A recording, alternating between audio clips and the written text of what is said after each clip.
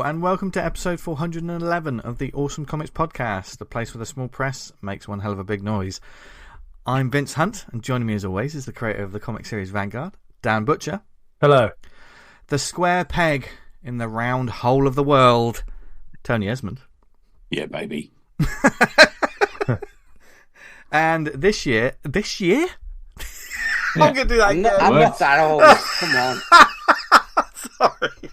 And it's completely unfair that we all have to follow Dan on the hello, because his hello is so good. Yeah, I know. classic. It's gold. We're resigned to just like, yeah, hello. There's nothing we can do. Right. Yeah, we need. It's like he's we coming need a around to clean the catchphrase, don't we? windows. Oh, God, I'm not God, even... if he was my window cleaner, I'd worry, wouldn't you? Yeah, definitely. Me? I'm as honest as the day's long. It's What's he Already- saying? No, a bit more like what you're looking at through the window. It's Oh, already off the Dan's rails. I'm not going to bother editing all of this. My mistake and all, because that voice you hear is our fourth host. That's the, yeah. We This is going do. well here. Go on. I've had a very long day. But heat stroke, first hot day of the year, isn't it? Thank God I don't go out in the sun. I've Not with only this been here complexion. 2 minutes. You forgot my name I know. already. I haven't even got to introducing Kieran Squires, so shut up. Oh yeah, we're joined by artist and friend of the show, Kieran Squires, this week. Yeah. Hello, Kieran. Welcome. Hello. Voice wrestler. Was that as good as Dan? Hello. Can never no, be, I'm afraid. Can I just say? Can I just say congratulations to Tony on hitting the goal on the Dirty Yeah, Place? Hey, just, there you go. just at the right moment as well. Before I met the boys this morning for a bite to eat, hit our total. Thank you, mate. How did you Thanks to everyone. How did you celebrate? Went for a bit of Mexican for lunch. Nice. Classic. Went to Gosh, spent too much money. Usual sort of thing. Maximum Dirty Basement went for Dirty Sanchez. Yeah. Vegetarian Dirty Sanchez. Is that available as an option? I don't know. We'll see. Welcome to the show, everyone. It's going to be another fun and probably interesting discussion this week. Oh, we've got an interesting segment later as well. Yes, we have all kinds of things lined up this week, and Kieran's with us for the whole show because he's a friend of the show, and we know it's just going to be nothing but entertaining. He's already given me shit already within the first 5 minutes. So he's clearly already one of the gang. I've done more work for this than I did for my A levels, so you know, deserve it. Oh dear, that sounds like a true comic fan. Or yes. a scouser. Yeah. While you're all distracted, the wheels on your cars are disappearing. Right? In and out of each other's houses with each other's property. It's friendly place, friendly. Yep. This week we're going to have another topic of discussion, which is something that I think every single comic book reader or enthusiast has had some experience in, and that is licensed comics. Now, we've talked about things like movies and adaptions in the past. We've had a show about that. We're not talking about straight up adaptions. We're talking about the things that continue the story. And is it worth it? We'll find out later. There's going to be there's some interesting questions, topics of debate, and like Tony threatened, in the probably when we get to the reviews, there's going to be a dramatic reading that you will want to stick around for. We're prepared for it. Can anyone truly prepare themselves for this, Tony? Yeah. No, not at home. They get naked, cover themselves in butter, and sit by the radiator. That's all you need to do. Speaking of great things to do with your time, you should check out our sponsor, Comic House. Just threw yourself into that one, didn't you? Quick. It's what I do with everything in my life. Just rush headlong in. Get it over with. Without a script. Yes, check out our sponsors, Comic House. Friends of the show. Doing great work for the world of indie comics because they love indie comics as much as we do. And you as well, if you're listening to this show. Yeah. Can I give a shout out to Fractures, Volume 1, by our previous guest? I haven't... Go on. Yes. But after you've done that. Okay. He's overexcited. I've got shout-outs ready if you want shout-outs. Not yet. That comes later. He's overexcited because his friend's on the Stay show. awesome. Everyone's so excited this week. Which is, I already know the listeners are like, this has already gone completely off the rails. It's going to be one of the best shows ever. That's the way it works. And you can always tell by the quality of the sponsorship ad, which is awful. But the sponsors themselves are amazing. That's why they pay us the big bucks. Yeah, yes. The sponsor is amazing. If you go to comichouse.com, you can see there's a huge selection of indie titles on the database. If you self-publish, you can list your work on there as well. It's another avenue to get your work out into the world. And also they have an app, a brilliant app, subscription service, only £3 a month, like Netflix for comics, basically. Only, unlike Netflix, it's just full of amazing comics to read that isn't all reality TV and an absolute shite. And there's amazing stuff being added to all the time, such as, Dan, what was that book you were talking about? Oh yeah, what did you Fractures, say? Volume 1 or Issue 1 from Colossive Press. Previous guest of the show, Wolfgang Crow. We spent the entirety of the episode discussing the book and creating your own autobio comic. Mm-hmm. It's a fantastic episode. I highly recommend you check it out. And if you've listened to the show or read the comic, check the other one out, and vice versa. Yeah. It's well worth reading. Yeah. All jokes aside, there's that comic is a must see. As well as I think especially if you're the sort of person who's going to do an autobio comic, yeah, and you think, I can just be a me Matt talking about nonsense. This geezer digs deep. Yeah, bears his soul in his comic, which I think is often an important thing to do. Trying to make a comic about my pizza consumption habits. Yeah, don't do that. I thought you were talking about you were going to do that, Dan. No. Did I you? don't know if you noticed, but in the dystopian list of comics I gave last week, I did throw in very randomly, and you didn't notice, a autobio comic that's about eating pizzas. Ah, shame. Well, that is kind of dystopian, the reading of that comic. To me, it is. So, yeah. That's why it flew under the radar for me. Oh, God. But whatever our topic is every week, there's bound to be something on Comic House that you'll find, because there's so many different types of comics from all kinds of creators from all over the world. So to find out more and start a 14-day free trial, go to comichouse.com. Did you notice what's in the most read section on there the other day? Did you know? Have you been on there this week? I've not been this on week. This week. Like the anthology that we did, 5 years ago? It's in the top 10. Oh, wow. Okay. Yeah. Wow. There you go. Bloody hell. So they're getting some new people on there, I guess. Those days, crazy days, weren't they? Do you remember? Yeah. Do you remember the tour bus? Remember? Guys, You remember?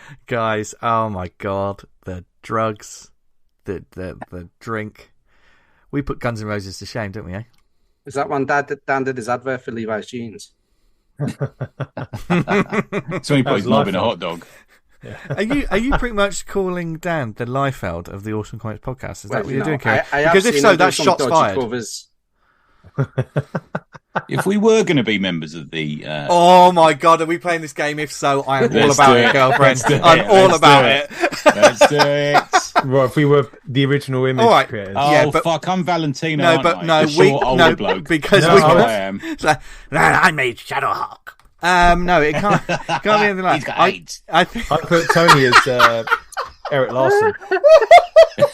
You think so? I know. 'cause I Because think they're I speak my mind. the only, Yeah, the only fair way to do this, is to put loads of pressure on our guest. And Kieran, Oh, you've come got on. look, you don't walk into the Thunderdome and expect not to fight Master Blaster. That's all I got to say. He's done loads of research. I'd probably be More the than guy his who's in the back of all of the photos that no one knows who it is, and they brought him on because they needed an inker.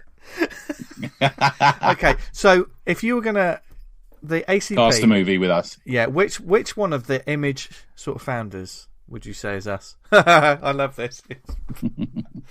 Be as insulting as you like. He's got Well, I mean, if I was going on for what books were actually released, I'd probably be most akin to McFarlane, just because that was my kind of. Who is you? then. Yeah, no, I'm not that good, obviously, but that's who I'd align with. Okay. Okay, fair enough. Okay. who would Dan be? Oh, go straight to me. It's got to be Rob Liefeld, doesn't it? Don't even Dan answer can the draw question, feet. Dan. They're very similar. fair enough. Sometimes I get them confused. Wonder who I'm speaking to. Am I not texting gonna- Dan or is it Rob? Yeah. Fair enough. No comment. And Let's, Dan's Rob's married like- to twins, isn't he? Aren't you that? married to twins, Dan? missed no. Sadly not. Ugh. Okay. Sadly not. Who's What about Tony? Tony? What Yeah. about? Okay, do me. Huh? It's gone quiet. He's gone quiet now. Shall we go Silvestri? Oh, Okay. because I got marvelous hair. No, because you should come out with some weird stuff sometimes. Well, Valentino does that. Valentino was sort of an underground Valentino artist does do before, that. before he was a sort of shadow. He was mostly underground stuff, wasn't it? And he is I the think- older of the group. It's a bit too obvious elder to go for statesman. Valentino. You think so? Yeah. No, because but Silvestri Since- really the stuff he brings out is totally amazing, but it's always dark and a bit moody. You seen Silvestri's I- missus? Fucking hell, man. I would say for Tony, I'd say Eric Larson. There's just because that art of not giving a fuck. That's it as well. I'll go. Oh, these are all. I love all these anyway. That's fine. I'm going to go get Liefeld. I'm fine. Yeah. What about Vince? Kieran? There's only who's left. It's either Jim Lee or Will Portacio, isn't it? Jim Lee, because he's kind of a governor now. Vince is the boss of the podcast. He's the boss of DC now, isn't he? But also with Wilch as well, as he stays quiet all the time, and when something comes out, it's absolutely spectacular. Okay. Think about Jim Lee. Vince is quite tall. Jim Lee, you can fit in your pocket, can't you? That's the problem. That's true. Yeah, pocket-sized Jim Lee. And he makes backpacks. He does make backpacks. He seems to get a bit of grief, doesn't he, old Jim Lee, for like his stewardship of DC? I quite like him, actually. I don't have. I'm not a big fan. I'm not a massive fan of his art. I'll be honest with you, but I do quite like him. Well, I find him very sort of positive and friendly, and I know, like there are some that don't like it, but I think a lot of people got into comics through Jim Lee's. I'm sure, man. Yeah, it's just a personal taste for me, but yeah. It's all because he's one of the ones that I'm always a fan of his art, if that makes sense. You know, even if I'm not reading the books, it's always like, oh, it's nice to see some new Jim Lee work. Yeah, you know, but yeah. Anyway, one of the negatives, he did spawn lots of copycat creators, some of which have gone on to fucking become amazing in their own right. But saying that, Dan, do you know what I mean? With that, you could say that about a lot of creators, couldn't you? True. Do you know what I mean? I would say Jim Lee's. What about Neil Adams? Yeah, he did. Jim Lee did create a lot of wannabes. He didn't personally create them. He did, but that was because they were going for that image in-house style, weren't they? Where everyone had to do something. But the only positive really like that is that all those guys got paid and they got paid well. Yeah. Whereas the guys doing the in-house style at Marvel and DC didn't get anything really. I did look at that darker image the other day where the each artist does like 2 or 3 pages, and like you're right, the house style is very similar, but there's a real sort of lacking in some of the pages. Yeah. But was it Image United? Do you remember that from about 10 years ago? Never finished, did they? Did they have two issues out or something? Oh, they didn't finish it. That's surprising. Yeah.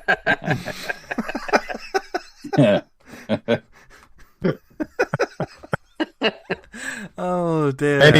Anyway, let's get stuck in. They got licensed to work on. They got commissioned to work on some licensed characters, didn't they? At some point. Interesting. Yeah, they certainly have. There's licenses going all over the place. Yeah. But you know, Jim Lee and Rob Liefeld got a big licensing deal, didn't they? What, with Marvel? Yep. Yeah. That was a raving success. Yeah, I mean, Jim Lee's take on Captain America was like a refreshing breath of fresh air, like menthol fresh air. Of like such a massive open goal that they completely fucking failed to get the ball in. Yeah, just hard to think how you could fuck that up more. But he did it. So they managed it. Yeah, good on them. So they went back completely on their morals about never going back to Marvel, and then fucked it up. Yeah. To be fair, they were getting a fair bit of money, so that's fine then. Exactly. People can get money. I could have an OnlyFans account. I'd get money. Yeah. Oh God. But what do you do with that £3? Yeah, listen, I can't even get a betting shop pen on my arse. Can't even get a meal deal these days for £3. I know. World's gone mad. How much is a meal deal these days? $3.50 if you've got a club card. Yeah. If you've got a club card. Right, where are we talking? Are we talking Boots or are we talking like Sainsbury's or something? Kieran, I don't shop in those sort of places, my friend. Tesco. Do you know what I mean? Where'd you go? Who goes to Tesco? Someone did say to me the other day, I wouldn't be seen dead in the Tesco. I was like, fucking hell, that's a bit strong. You know, where do you go for your meal deals then, Tony? This is high quality comic content, but I don't Harrods. care. I'm in it. Only go to Harrods. Oh, of course you do. Harrods. Come on. What kind of sandwiches do you get in Harrods? Nice ones. I bet it's like hummus shaped like a fucking big ones. teddy bear. You get hummus, or you get taramasalata, falafel on a sandwich. Falafel, yeah. You get falafel sandwiches. You never had a falafel sandwich? They're nice. Is it not falafel? What? Is it not falafel? Are you into fitness? No. Putting these balls in your mouth. just for clarification. Yeah, just a clarification. I think I've got a hair in my teeth. Tony did down with that question. Absolutely like a kipper. Just before the show started. Took me out. Oh God! Dan actually went. He reversed out the camera view, didn't he? Because he was embarrassed. Yeah. What was I invited onto this show for? So we're talking about. We started going onto it, and then we Comic House. That was it. Comic House. No, that was ages ago. Kieran, come on, get in the game. Sorry. Get in the game. I'm lost. licensed characters. We're talking licensed characters, aren't we? We are indeed. Did you just quote High School Musical? Who? I did. What is that? Is that a comic? Stick your head in the game, Vince. I can't even get that joke. What? Yeah, neither do I. So you've just called yourself out. Kieran. I've got kids. I've got kids. The kids watched it. Yeah, I tell you what, that's weak sauce. Right, there's a lot of parents out there blaming their kids. I'm sorry to all you kids out there listening. To be honest, that's bad parenting because you shouldn't be listening to this sort of film. To be fair, my son's watched from like the YouTube creators, and I feel like I'm a relatively peaceful person. But I thought if I wish death on anyone, there's a couple of those YouTube creators. Fucking hell, they're so fucking annoying. What do they do on YouTube? They play stupid like Minecraft games and just do it's utter banality. It's just for ages. Well, compared to us. Yeah, speaking of utter banality, let's get on with the show. Okay. Almost went off topic there. Almost. You pulled it back. Thanks, Dan. Thank God, after 400 plus episodes, we're still professional. Do you know what I mean? I got loads of notes on this. Well-oiled machine. It's all right. 4 pages I've got. Let's go. Really? Anyway, so we're talking about licensed comics. As I said before, everything went off the rails. These are the comics, for instance, after the film is finished, when your favourite TV show has ended. Or sometimes these comics come out during the run of the TV show. They have always been popular in comics, I think, ever since as soon as there's an opportunity to make money. I found that the earliest one, interesting you should say that, Vincenzo, from 1914, was called Tramp. And it was based on the Charlie Chaplin character. Oh, there we go. Really? Yeah. So, and these can be an interesting way of continuing the stories. Whether there's any value to that, or whether there's any continuity or anything like that, it's going to be a topics that we'll discuss. But I'm going to kick it off with the main big question. And I say this as being someone who's not a huge fan of these sort of tie-in books. Licensed books. What is the real value of these sort of comics?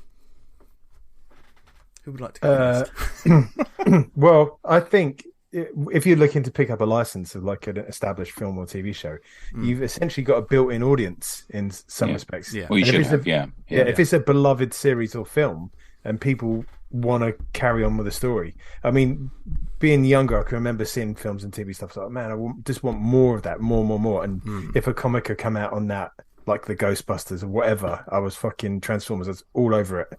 Yeah, it's a bit different nowadays. I think back then they had a reputation for being quite not as good as normal comics sometimes, didn't they? The quality, it doesn't apply to everyone, and certainly doesn't apply now. But the reputation back in the day was that they weren't going to be as good as a lot of other comics because they're almost like rushed out a bit sometimes. Do you think that's because they're seen more as a lot of comics are? You start off with this story or this concept, and it's moved into the comic stage. This is almost product from stage one because you already have what it is, and you're trying to capitalize on what is already happening. Also, you can't really explore it too much without. No. So without a lot of these comics, you have to go back to the owner of the IP and stuff, don't you? And you can't. When you take it on, it's not really your baby, is it? You can't really explore it perhaps as much. Even with someone like Spider-Man, who just existed in comics for all that time, and people weren't really fussed about anything else going on. But if you were given, the Brady Bunch comic, you couldn't have Ma and Pa Brady divorcing in the middle of it, could you? Yeah. Stuff like that. Return to the status quo at the end of every issue or storyline. And there's loads of evidence of comics that just went off on one. And a lot. This is especially applicable to Star Trek comics that were coming out while the movies were being made. A lot of them would just go off on one, and then the new Star Trek movie would come out, and they're like, "Oh, well, that fucks up all that storyline we just did." Now we got to fucking start again. It's almost a bit like that. Yeah. So a lot of them did that, I think. I think the main factor in it is cash. You're not getting a license deal unless you're going to make cash, and then I think it depends on what the product is how flexible they can be. So when you bring up Star Trek there, back in the 70s when they would have done the initial ones, there would have been no leeway, I would have thought. But now, because there's so many series in and so many different films in, that the creators have got flexibility to do. Yeah, it's an interesting one, that, man. I think there's a lot of things at play there, because if you look at the really early comics, Star Trek comics that were coming out in America and over here, they were being created often by people who hadn't really seen the series. Yeah. So we've talked about it before. That original page of art, was it from TV Comic or something which had the Starship Enterprise landing on a planet? Yeah. Of course, now everyone would be up in arms, and because it was just seen as comics, although they were probably selling a fucking lot of titles, a lot of issues compared to these days, the studios weren't overly fussed. Yeah. But now, coupling with the internet and the sort of overbearing attitude of a lot of these studios, it has to be right. There was a big article on a Star Trek comic recently, wasn't there, about how they introduced the Defiant before the Defiant had really been in the series, and people looked wrong and stuff like that. And I think that's the sort of thing now that the internet people pick out now.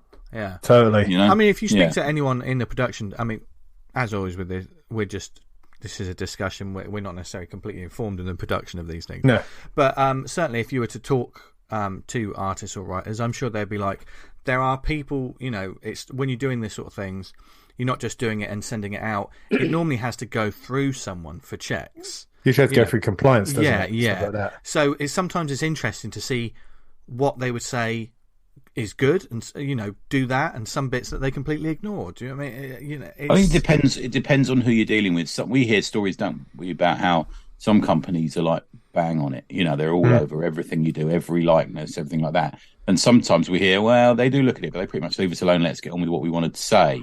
Yeah. I think it depends. We obviously hear that the Star Wars franchise is quite overbearing in relation to their dealings with it. Yeah. Some of the other stuff. Yeah. It's interesting, isn't it? Because when you said licensed comics, I kind of went to comics that came from elsewhere almost. Yeah.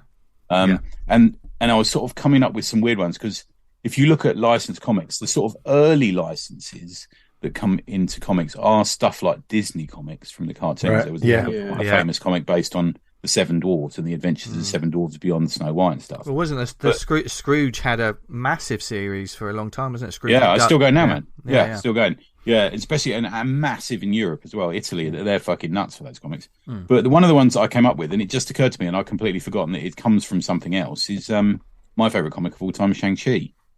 Because Shang-Chi comes from the Sax Roma Fu Manchu novels. Right, okay. Which is still a license hell, which is one of the reasons why the new Shang-Chi series doesn't. Shang-Chi was never in the books and the subsequent movies. So he's a Marvel creation. He is a Marvel creation, but within the universe of Fu Manchu. So Fu Manchu doesn't now appear in it, as do a number of the other characters, because they are licensed to the company that owns the Sax Roma estate. Okay.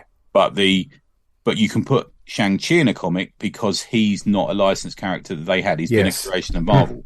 But that's also the reason that... Do you remember there was that drama we talked about last year where all of because they eventually got the license, didn't they, to reproduce because it was one of those sort of lost licenses that Marvel had. We hear about other stuff. And they eventually got the license back, and they put those omnibus hardbacks out, which they're about 120 quid each. I bought them all. And and also the Epic collections they put out. But now, because either someone forgot, or it wasn't worth renewing, or whatever they wanted to do, or they didn't like the politics that was contained within those earlier books, because there's been talk about them being racist, they've now disappeared. So you can't now get them again.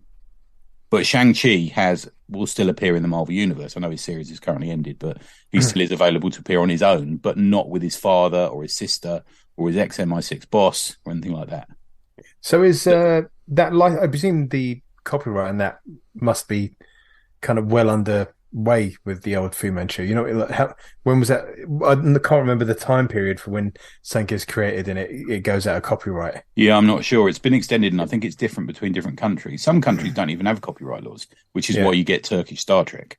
Yeah. It's really shady, the laws, aren't they? Because you can the copyright can run out, but doesn't mean you can start reproducing anything you want. You can do stuff with it as long as it doesn't look like what came before, kind of thing. Yeah, and so I imagine with Marvel, with Shang-Chi, they just, as long as they talk about Shang-Chi and don't talk about anything else. Yeah, don't talk about any of the creators Sax Roma created. Yeah. It's actually a real shame, because it's sort of fundamentally changed the character, because there's a real history. The whole sort of father-son thing was a really interesting dynamic. Yeah. Back then, but they can't now use him, which is a shame. Like the film kind of fucked that up for me. Like you kind of had that dynamic a little bit, but it was really let's not go on about the Shang-Chi film. Oh mate, I want to kill myself if we do. But but that's when I was looking at the history of licensed comics. A lot of the early comics came from the pulps. So Tarzan comics. John Carter, I know the Shadow, Doc Savage, Flash, Flash Gordon. Yeah, a lot of them. I think Blue Beetle was originally a radio play, but then became a pulp. And the other one that we've mentioned once before, we did it in a quiz, was Karzar. So Karzar from Marvel was a pulp character. I think it was one or two novels. Okay. Yeah. I assume Conan falls in there as well. Well, Conan is a mess of IP, and I think Tarzan's in there with Conan because it's just covered in so many different publishers. It's just unbelievable. What's the Shadow? Currently a Dynamite. Was the Shadow originally a radio play? I think was that? Al will be shouting his radio, but I think it was originally a pulp, then a radio play. Got you. Yeah, and then a movie or a serial, I think, after that. Okay. Yeah, it's an interesting history to that. The Tarzan thing's a mess. Currently a Dynamite. Yeah. But the Conan is even a bigger mess. Dynamite are classics for just snapping up like a load. They got to be the daddy of it, and they got to be the daddy of licensed comics. But the thing is with Conan is they tried to integrate him into the Marvel universe. I don't know whose fucking bright idea was to do that. So he appeared in the Avengers and a number of events. That was around the point when I just stopped buying Marvel. There's still a Roy Thomas Tarzan being created as well at the same time. Oh, sorry, I was thinking of Conan, but Tarzan. Sorry, yeah.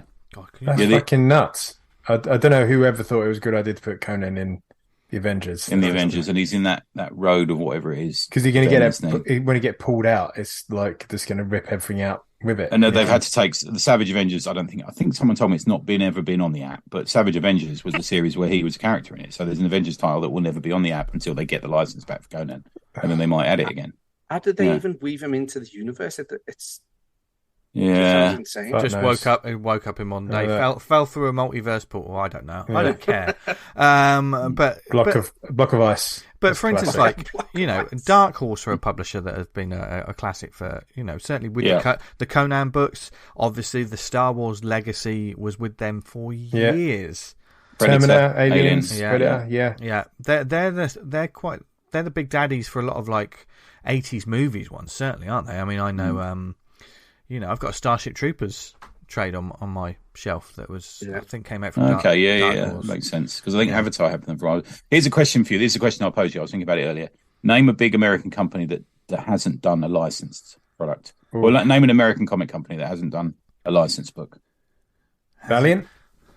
No, Valiant did one, didn't they? What did they do? I haven't got a note of it. I think they didn't because Valiant Entertainment. I think Turok. Isn't Turok a licensed character? I'll tell you what. Originally. It could be same with Magnus Robot Fighter.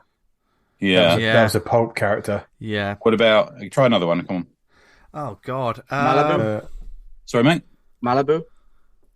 No, Malibu did... Oh, that's a good one, actually. I didn't think of Malibu. I can't think of a title I mean, how long were Malibu around before... It all fell apart though. That's the problem with Malibu. We need to have a Malibu episode, don't we? DC done a lot. DC did Star Trek. They had stuff like Atari Force as well. True. What about Clips? I'm sure they did. Yeah. Clips. They did Steed and Mrs. Peel. Oh fucking hell! Come on. Okay. Yeah, there you go. My God. Yeah.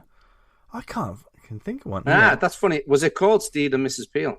Yes. So they weren't allowed to put Avengers on the cover. Well, yeah, I'm guessing. Yeah, but. Yeah, it might have been. Yeah, oh no, they did. Malibu did Men in Black. Or was that originally a comic? That was originally a comic. Yeah, that's a good one then.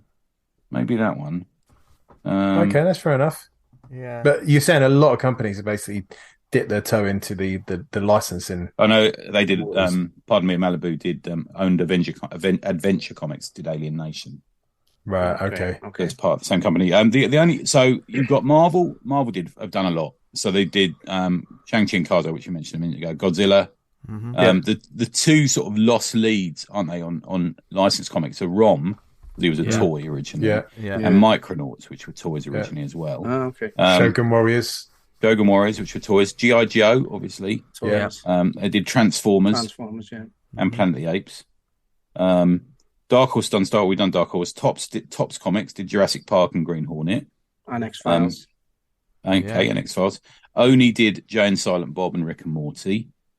IDW, I think they're another sort of big daddy of it, aren't they? Airwolf, believe it or not. Buffy and Angel. Joe. Yeah, Angry Birds. video game. Dawn of the Dead. They did a Napoleon Dynamite comic, continuation of that story. Boom. They did a Warhammer comic. Planet of the Apes, Big Trouble in Little China, Escape from New York comics. Wow. Yeah.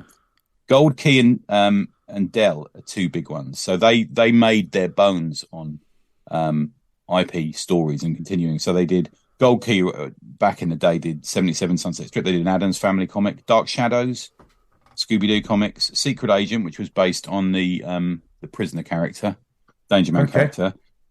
My Favourite Martian, Men from U.N.C.L.'s, Star Trek. Dell did fucking loads. Ben Casey, do you remember that old American TV series? No, don't remember that one. Bewitched. Yeah. Top Cat, The Three Stooges, The Monkees, Mission Impossible, Lone Ranger, I Dream of Jeannie. But I'd like you say, Vince, I think the current daddy is probably Dynamite. So you can look at some of the stuff they put out. Elvira, got a new series of Elvira that starts this week, or is out for order this week. RoboCop, Xena, The Shadow. They did a Bond comic. I'm not sure Bond's ever worked in comics for me. No, we can circle back to this topic, but there's certain things that I don't find can translate well into comics because of what they have on screen can't be replicated in comics. Have there been? There's bound to have been, but like I say, I haven't followed many Bond comics. Are there Bonds that are just straight up adaptations of the books? Because it feels like they would. There's got to be, I know in the way that Parker, Darwin Cook's Parker is a good adaptation. I can see possibly like that a Bond working like that, but in terms of like fresh new stories that people can take on another direction, it's a difficult one, isn't it? It is a. I think it always depends on the execution, doesn't it? But for me, they've never found the right. I did like the girl. I think Galassi did some as well, didn't he? I think the problem with a figure like Bond is a changeling in terms of like there's so many different versions of him. Everyone in their head has what their Bond looks like. So there isn't this is what Optimus Prime looks like. This is what he's got to look like in the comic. Yeah. Bond is a very amorphous person, isn't he? Really, it changes. Do you think we're going that way with superheroes now? People have seen all the Superman movies. People have seen all the Batman movies, all the Spider-Man movies, and they will have someone in their head before going to comics. I think so. Maybe gone that way, isn't it? Like who's going to be the new Batman? It's almost like who's going to be the new Bond now, isn't it? Yeah.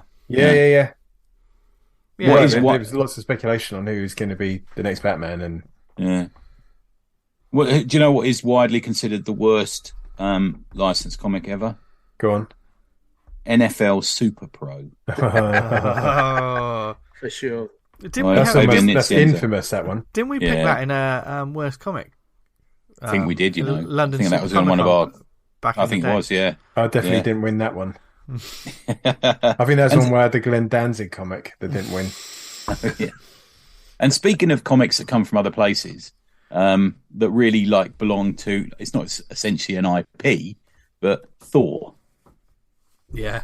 Thor's a fucking religious character. If you want to go deep enough into it, and certainly people have done that a lot, haven't they? They've taken those folklores or those religions, or and it's the same with Zeus, Hercules. How many Hercules have we had? I mean, you can just take. Someone said that to me when I did the Hercules comic. He says, "I didn't know the license was available for Hercules." I said, "What a mythological character from fucking ancient Greece." I think I remember Rob Liefeld did let's go back to Rob Liefeld, did one of Thor and he's got a hammer. It's like, the hammer's not in the Thor mythos. Like Marvel made that up. It's so why have you given him a hammer? I'm not suggesting you're copying by any length and breadth of the imagination, Rob Liefeld, but in terms of those comics that have been done right, though, the ones that have taken these licenses and they've told stories that have expanded on, they've got it right, they've got the balance right, because like you say, there's only so far they can go in terms of before the balance has to be reset. The status quo, as you said, Dan, has to be reset. But if you're skilled enough, you can still add layer and depth to the roster of characters. Some of them have been good. I mean, the Buffy series continued. They called it season 8, didn't they? Yeah. That's a good move. Yeah. And that's one of the current hugely popular ones, really, isn't it? I think. Yeah, I think there's a question about sometimes when it's good enough, or sometimes when it's done in a certain way, a company will accept it as canon. So if you look at, it's a complicated road to find this theory, but Doctor Who, they consider Big Finish to be canon with their stories. Okay. Therefore, Frobisher, who's a penguin who turns up in the Doctor Who comics, is therefore canon. Right. Okay. So actually, some of the Doctor Who comics has become canon. And when you look at the cross pollination, the story that Pat and John Wagner and Dave Gibbons did for the Weekly is now appearing as a new episode in the next season. Oh, okay. I saw that and I was like, what is this? So that's what that came from. Yeah. So it considered to be like an extension of the universe into the comics has now sort of gone full circle again and has actually become an episode of the series, which is nice. Yeah. I think a good stand-up one is G.I. Joe. And that worked really well. For me, that's one of the high points, isn't it? I think that's because when Larry Hama was given the license, it was like, okay. They were just basically like blank slates. Yeah, it's like, okay, what can I do with this? And of course, he absolutely smashed it out. I think G.I. Joe and He-Man, I think those things that come from toys, I think it's like in a different category because, like you said, there was nothing. There was nothing there. Like Rom's just this crappy figure, isn't it? But G.I. Joe, Larry Hama created everything from scratch, so there was no real adaptation to make it worthwhile. All you had, I mean, yes, I know there was the cartoon, but it's the usual good fights, evil. I know because I watch them a lot on YouTube sometimes. They're just on 24-hour loop, and it's fucking amazing. But it is just good versus bad. Goodies beat the baddies in the end. It wasn't until like the movie came out that the state like things were mixed up.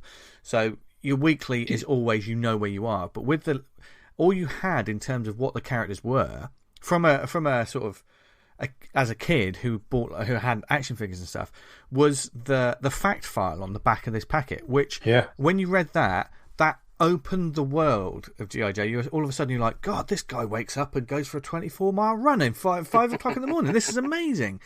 You're talking about Beachhead. Yeah, oh yeah. You know exactly what I'm talking about, man. Amazing. I think it wasn't 24, although was it? It's something like 5-mile run at 5 a.m. So ridiculous, Yeah. But Larry Hama sort of took that. It was almost like he took that and just leveled it up completely. Everyone had like motivation and stories. It's interesting because say you're working on an IP like that that's based on a toy line, you got your comic rolling along, and then suddenly the toy line's like, look, we got these new craft coming, these new vehicles, we've got 10 new characters, and we want them in the comic. And then you're like, fuck me, I had plans, but now I've got to kind of alter it. It's driving the sounds of the toys. Yeah. But he did it like pretty much no problem. Yeah. But see, that for me, that meets the middle ground where if you make a comic about fucking Star Trek, there's hundreds and hundreds and hundreds of hours of TV to watch, about a fucking million books. You got to really all know it all, otherwise you're going to get your ass kicked by the fans. You've got stuff like G.I. Joe, which does have a certain amount of information that you have to be aware of, but you can fucking spin off stories from that. But the thing is, something like Micronauts, which have you ever seen the Micronauts toys? No, never. They may as well be made with fucking pipe cleaners, mate. They're fucking shit, And the Marvel creators had to like spin a whole fucking space opera out of it, so they basically just went off. They just did what they liked. I think it's the kind of a professionalism of the writers that you just kind of like, right, this is my job, and I'm going to make the best of it. And like you said, at any point, the rug could get pulled from under you, and you just got to fucking suck it up as a job, and that's what you're getting paid for. Yeah. There's a you can do your research. Yeah, the Toy Galaxy YouTube series. It's fantastic. They did one about Micronauts that definitely goes on about how like the toys were nothing, and these comic book creators created the world that everyone. Have you ever seen the video of the toy shop going around Jonathan Ross's studio with all these toys? I need to watch that. Actually. Yeah, it's great. But he's got like every variant of the Micronauts. He's got the Japanese, this sort of thing. And they are basically the most basic faceless things. Yeah. But they honestly turned it into something that's got the depth of, the Star Wars, type ethos. That's research for a later time, isn't it, that video, T? On Netflix, on Netflix, you've got the series, the Toys That Made Us. And there's a G.I. Joe episode on there that's really interesting. And the He-Man one, I think the He-Man one is more detailed on how they built that universe. And it's quite funny that it's just literally all by accident. In that they created the figures and then realized they had no story, so they thought we'll market we'll put a comic book in the back of the figure, so the kids know what it is. So they take it to the board, and the board are like, "Well, these are aimed at like 5 and 6 year olds who can't read." And literally in the board meeting, the guy who's head of the toy bombs goes, "Oh yeah, we're going to do a cartoon as well." And like they didn't have anything planned, so then they had to go and do a cartoon, which is where it sort of all exploded. They've collected those comics recently, haven't they? You can buy them now. Oh, right, okay. Yeah. In the books as well, I actually could, because I didn't know this. I always wondered why when He-Man and Skeletor both had a sword, one side was like really detailed and the other side was just a flat piece of plastic. And I never knew why until I watched that. I realized that both of those swords, put them together, you use it as the key for Castle Grayskull. Right, I didn't know that. I thought it was just the mold. I thought it was just crap making. Yeah.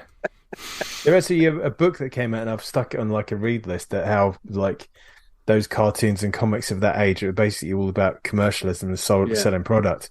Trying to sell comics to people. Isn't that mad, isn't it? You know, fashion like morality of kids at the time. Because I would say the morality and the stuff of those comic books and cartoons at the time was quite wholesome and upstanding. It was all about doing the right thing. That was because they had like Mary Whitehouse and all that on top of them, didn't they? Which is why at the end of like He-Man and that, you'd have the 2-minute segments of He-Man going, "Don't run across the road, kids," kind of thing. But the degeneracy they could have gone after, and they went for that kind of the low-hanging fruit, just to sort of say they were ticked a box that we're doing something about it. It was like pretty pathetic, but there we go. Right. There are licensed comics that don't fucking bother getting the license, though. So that does go on quite a lot as well. They just make a comic. Nobody mentioning Joe McDonald. But the often quoted as some of the worst comics ever made is rock and roll comics. Christ. Where they just basically get the band and then they do a story where they're on a time-traveling adventure or something like that. Have you ever any of them? I must have done. I haven't, but I remember you talking about them on an episode. Oh man, there's a Stormy Daniels comic series. They just don't care. Wow. Yeah, the dude got murdered.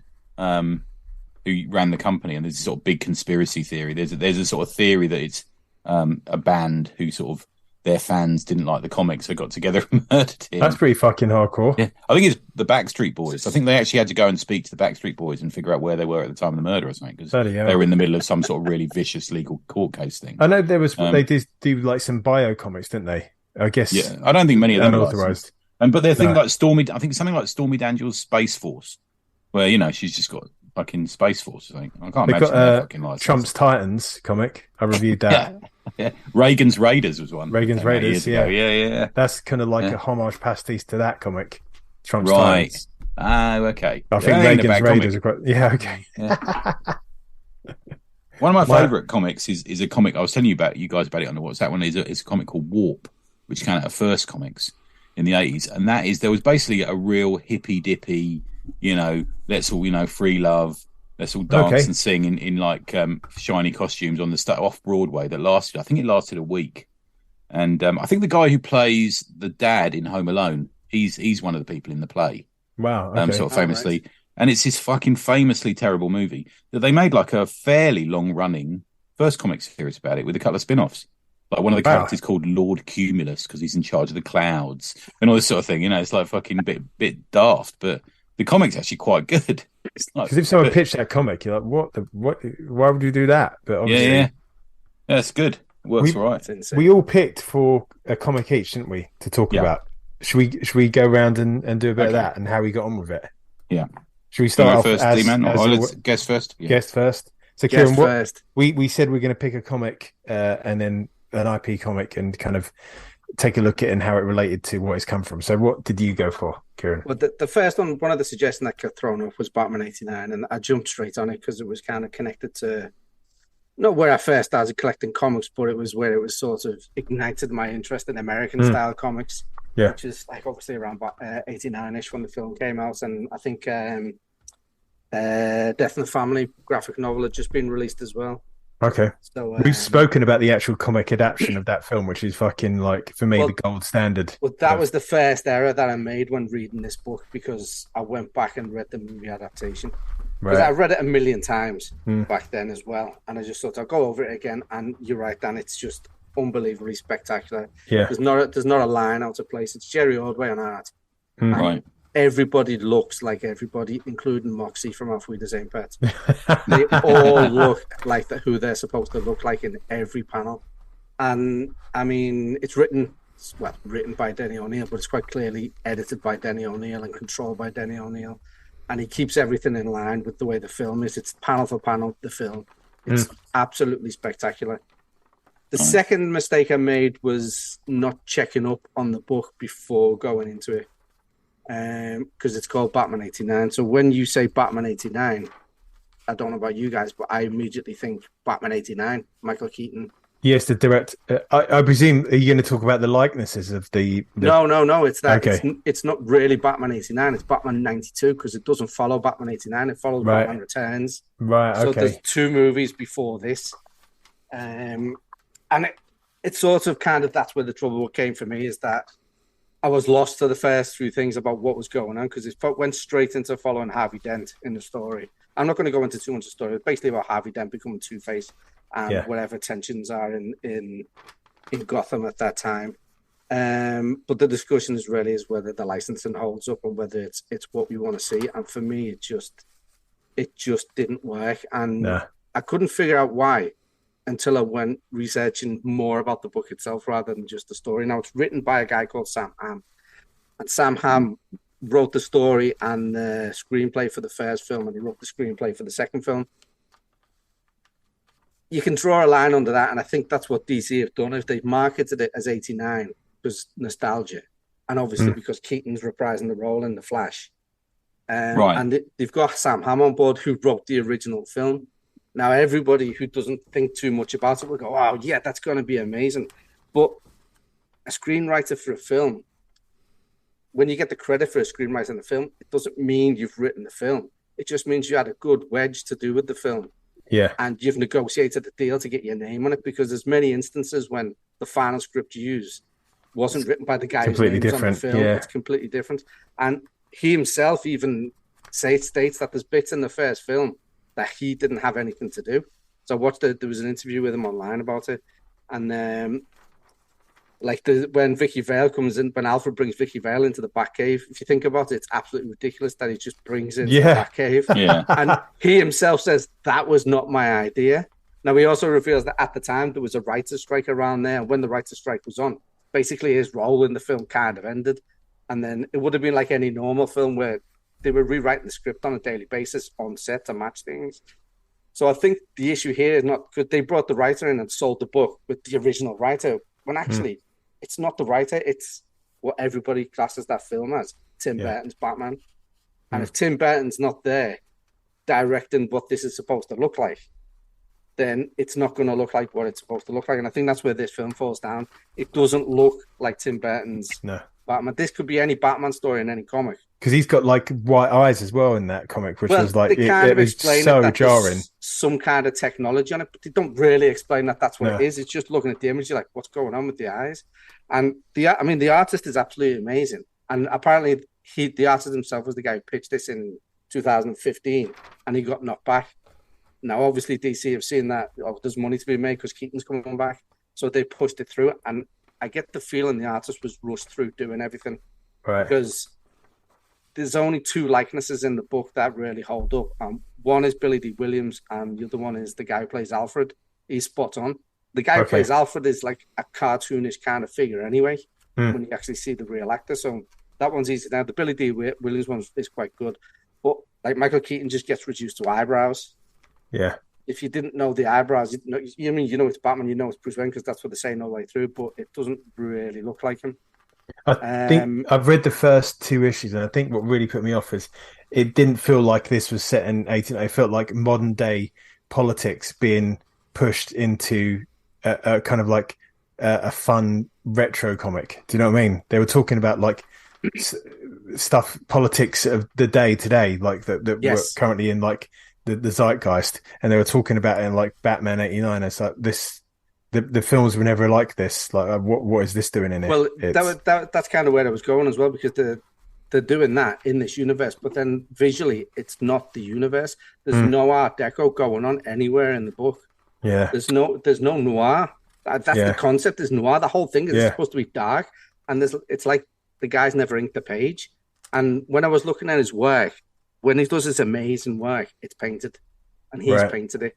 And I think, because he does that, he's done the line work, expecting the colorist to pick it up. But what they've done is just put a normal comic book colorist on, and it's far too bright and colourful, and doesn't give that noir feel of the Tim Burton Batman feel. And that coupled with the storyline, which doesn't really fit into the universe. And I also heard as well that there was some kind of production troubles as well. So the last 3 issues were kind of rushed. They didn't come out in time, so it was forced through. Okay, so, I mean, fair enough. It's just, for me, if you were going to do a licensing book, I mean, this is really weird because it's not really a licensed book because it's from the company that has the character. Yeah. They license it out to make a film, and then they're bringing it back in and doing the same license. And I just wondered if that's why there's not as much control in it, because it's already our character, so we don't have to, we can trust the people who are doing it. It's a weird one, actually, because I really liked the Superman one they did. Yeah, I've heard good things about that. That's the general consensus, is that the Superman one's really, really good, and this one's not so good. Yeah. And I think the other thing that they did not take into account, which they should have taken into account, is that Batman 89 has already been done. And it was one of the biggest licensing deals ever was, and it's created an absolutely amazing array of material, both cartoons and comics, and characters brought into film and comic books, and that was Batman the Animated Series. Yeah, right, okay. Good shout. It's already Batman 89, and it keeps all that feel of Tim Burton. It used the music in the cartoon. You're not going to beat it. No, that's a fair point. Yeah, that's a fair point. Good one, man. That brings up a lot of questions, doesn't it, that one? Yeah. Who's next? I can go if you want. Go for it. Yeah. I went for Clive Barker's Nightbreed because I've always been a real big fan of that film since I saw it when I was a lot younger. So that one isn't a sequel, it's a prequel, isn't it? I'm right in thinking. Yeah, it's I read it a few years ago. Yeah. The Boom Studios one, it kind of, I think the first 6 or 7, maybe 8 issues are like prequels. Each comic like deals with the kind of origin story of 2 of the characters, and then after a certain point it flicks to like almost what the end of the film's ended, and then what happens afterwards. It's interesting because on the credits on this, it's got story Clive Barker, but then writer Mark Andrico. So I'm wondering how much input Clive Barker had on it. Did he say here's a rough outline, or I'm guessing he must have an idea of the origins of these characters. Yeah. I would imagine he was at least sent the script and just said, yeah, that's fine. Because like one of the good things about the film is like there's a real mystery of where all these characters have come from and why are they here, these kind of weird and wonderful inhabitants of Midian. In this, it kind of like tells them, a very kind of like just the American comic booky kind of, everything's quite light and airy and just like doesn't feel like. Is it Pete Kowalski's or not? No one. Yes. He's good, He did that monster book I talked about, the spider book I talked about a couple of weeks ago. Yeah, I think it's just the colouring. The colouring's kind of quite right. Just light. I wanted this to be a lot darker and kind of okay. The film is kind of. I remember it being quite soap opera-y, so you got all the characters playing off against each other quite a lot in that one. Yeah, I mean, like there's as like in the film, it's quite bloody. There's a lot of kind of sexual content. It's like some of the characters, like, oh yeah, I can see that. That's decent, and then other ones, it's like, man, that seems a bit perfunctory. To be fair, the film's, even by my own admission, is not that great, but I like it regardless. But maybe I went in with kind of too high hopes, and it's weird because I've seen one version of it, and I was going to track down another, and I saw it was on YouTube. Some swine had uploaded the Blu-ray version, and it was a cut I'd never seen before, and there was stuff. Yeah, I've got that. I've got the German DVD of that, which I think yeah. Because in the end of the one I've seen, like there's a priest who gets his face kind of like the holy water splashed, and he becomes like a bit fucked up. Yeah. And he gets that Decker character, and he puts his hand in the water and sticks it in his wound, and Decker comes back to life.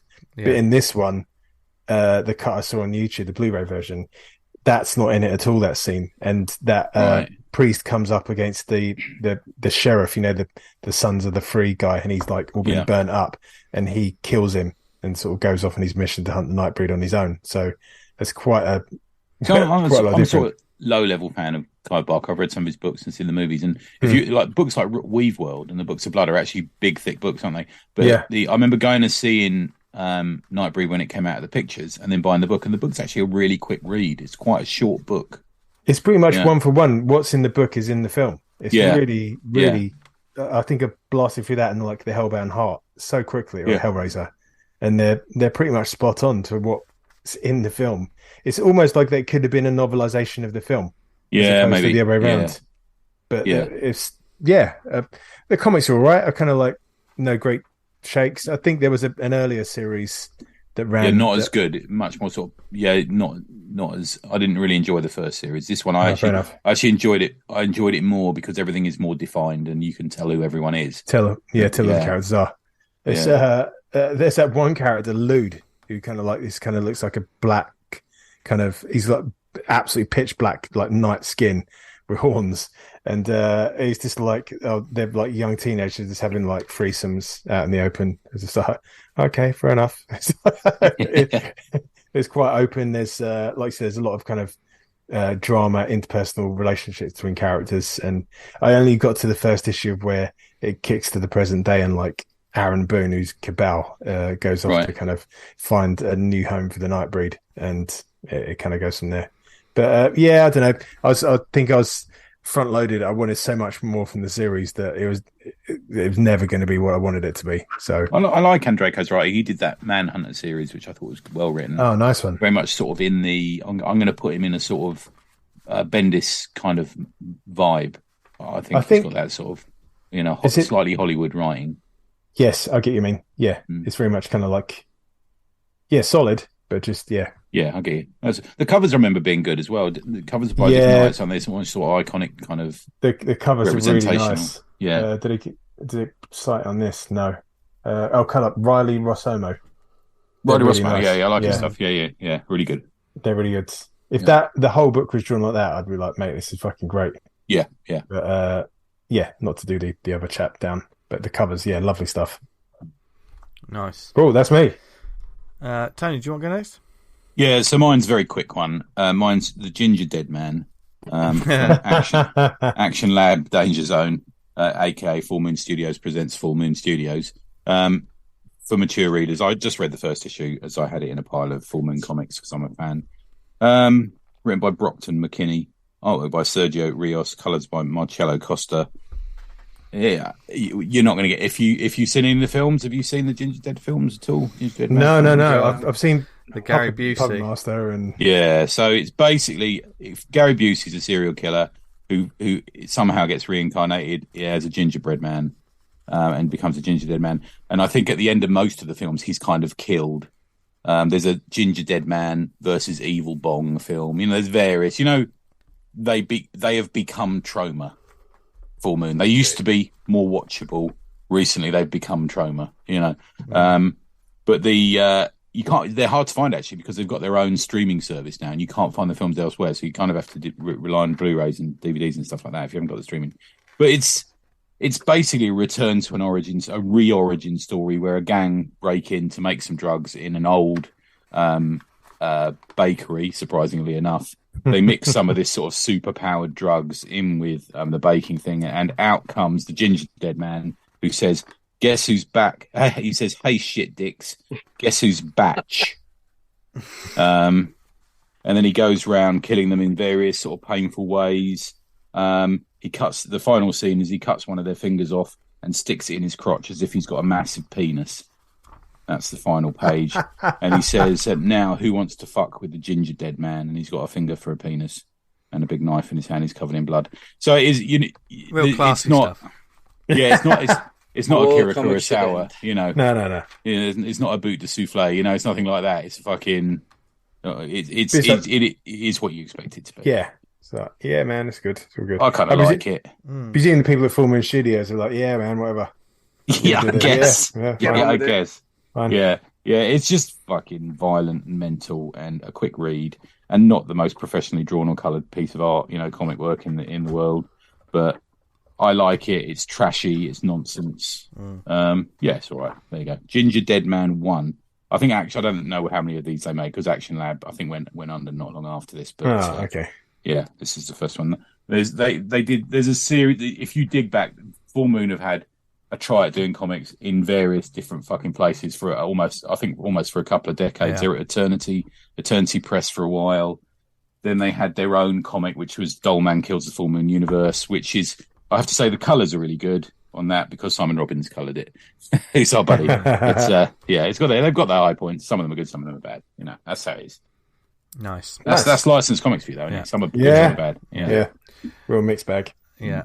Well, my one, I jumped in the time machine again, went back for a bit of a nostalgia trip. And I looked at, because I'm on a bit of a UK weeklies sort of tip at the moment. And I was very gratefully gifted a box of 2 series, like complete series of some weekly comics. One of which was the Real Ghostbusters, which I was a massive fan of back in the day, that weekly comic. And the other one was the one I decided to read. And these sort of weekly comics, of course, have 2 stories in them normally, because especially when they're Marvel sort of based, like the Punisher reprint type issues. I went for issue 1 of Action Force. Hey! Okay. Now, what is Action Force? Well, Action Force is G.I. Joe. Yeah. That's what they called it in the UK. It was Action Force was something else originally, wasn't it? It was different sort of figures. It was Battle Action Force. Yeah. It was tie into sort of. The American Action Force? The American Action Force was Action Man. Yes. Right. Or something like that. Yeah, we had Action Man, they had Action Force. Action Man was the name of the toy in the UK for G.I. Joe, wasn't it? For G.I. Joe, yeah. Action Force had different sort of action figures. I remember them as well, because they all had sort of a one pose as if they were like holding guns. But they were like SAS. And they weren't fighting Cobra, they were fighting... Baron Blood. Yeah, Baron Blood and things like that, yeah. But what are the backup stories in those comics do, by the way? Well, this one contains 2 stories, because those weeklies always did, didn't they? Yeah. And the first one is named Gunboat, and the second one is called Best Defense. Now, part of the reason I thought this is quite interesting, Gunboat, script Simon Furman, pencils Kev Hopgood, inks Mark Farmer, letters Starkings, and colour Steve White. And for the Best Defense, script Larry Hammer, pencils and inks Herb Trimpe, letters Phil Felix, colour Bob Sharon. Basically, the Best Defense is a reprint of like one of the US books. I think it's probably half of it, because like when it came to these ones, they would probably break up a 20-page issue into 2, wouldn't they? But the Gunboat, which is quite clearly the UK. It sounds like new product for it. It feels like new product, yes, and it's very much tailored, because Action Force is in a weird way of putting it, Action Force is a British translation of G.I. Joe. And that's what I found fascinating about this. And I'll go into a little bit more about it in a minute. But so basically, Gunboat is a story that's set in London. Immediately, already, Destro and Cobra Commander they're basically trying to get weapons through on the Thames. So it's got all of they've got all those sort of tentpole sort of points to cover. There's a bit of an espionage angle to it. It looks, I mean, you can tell just by the way that the print looks. This doesn't look like a reprint. Do you know what I mean? It looks like something that was created for this. On the interior of the inside, what I quite liked is for each story, as well as like a small synopsis of what the story is about, it tells you the personnel breakdown. Because obviously Action Force and G.I. Joe, that was appealing to the kids love commandos, the war stories, they want and they don't mess about with it. But the personnel breakdown lets you know the characters that are in each story. Like the first one has Barbecue, Flint, Footloose, Lady J, and Shipwreck. But on the Best Defense is Beachhead, Flint, Hawk, Lady J, and Stalker. But reading some of the synopsis was quite interesting. I don't know, like, for essentially like a kid's comic, like the Best Defense, as we know, the Larry Hammer books didn't really mess around, and it is it's about a terrorist organisation. They've hijacked an airplane, and they're planning to take the plane into Soviet territory on a suicide run. Now, the word suicide run really struck me as being you probably wouldn't get that in a book now. The words, just those simple words. The whole setup of this story. There's a lot of things, mostly in the American side of it, which feels very grown up. There's one thing I remember reading that comic as a kid. It's on the jet, isn't it? It's a 747, and they're flying in the sky. Beachhead, who's kind of like a commando, who's got like full tack vest. He's always wearing a balaclava. The character never takes a balaclava off, and he gets in through the plane, and he's sitting in like where the rows of people are sitting, he's sitting like all kind of hunched up, like by someone's knees. It's like you'd never get someone in the plane be able to get enough room for that. And who would have noticed a man fucking sitting on the ground wearing a fucking balaclava and full like tack vest? Because he paid for the extra leg room. Well, there's some beautiful sort of like, you know, because you have the initial setup of like the terrorists on this plane, and then it cuts to San Francisco, where the rest of Action Force, as they've been re-lettered for this. I think this is that always used to bug me as a kid, because like it looks like it's been Tepexed out and someone's clumsily put in Action Force. And as a kid, I was like, why is it done now? I don't understand why that lettering's different. So that's the only G.I. Joe I've read. That I didn't even know they were G.I. Joe when I was reading them. Yeah, same. Was that run? Is that specific for that, or because they also had backup stories in Transformers? So I wonder if I think it's interesting. I think because there was so many G.I. Joe comics that Marvel did, wasn't there? I think they basically just. I mean, I've got the joy of. I enjoyed reading this. I'm going to keep going with it. I mean, the way you're describing the actual book itself, it sounds like similar to the Transformers one, because the original few Transformer issues, the first few issues, were all just reprints from the American. Until they allowed the Brits to do it themselves later on, and that's when it got better. Yeah, that's the reason Transformers continued. That they're considered to be like, you know, real sort of golden time for big Transformers fans, because, you know, just pulling something quickly out of the back of my fucking brain while I try and remember it is back to Master of Kung Fu, being a Master of Kung Fu completist. He actually had a backup story, a single story. Yes, you're right, with Quick Kick. Yeah, and it was written by Grant Morrison. Ah. Yeah, there's a character, Quick Kick, who's like loved Quick Kick, the martial artist of the G.I. Joe, who looks a bit like him, doesn't he? He recalls like the baddest dude he's ever fucking known, and that dude is Shang-Chi. Right, there you go. What does Quick Kick look like? He's kind of got. He's topless, but he's got like a red sort of bandoila over his chest, with like full of ninja stars. He's got a bandana. He's got not unlike Master Kung Fu, not unlike he's just wearing like karate trousers and doesn't guarantee that's based on Bill Superfoot Wallace. I wouldn't put it past him. Could well be like a well famous American martial artist. There's some brilliant sort of lines based on Dan. I love reading dialogue from these older sort of comics as well, because especially like the second one, the Best Defense. Because this was in the days when, you know, characters were kicking open doors, firing machine guns, and having a full-on conversation as they walked. This was it. And like Hawk, who looks to me, knowing G.I. Joe after the fact, because Hawk's not wearing headgear, he looks like Duke. Does that make sense? He looks, because I thought it was Duke at first, but it's Hawk. So they basically turn up at this crime, you know, this hold up, and the SWAT are there, and they're like, "You can't go in there. I have orders from my chief."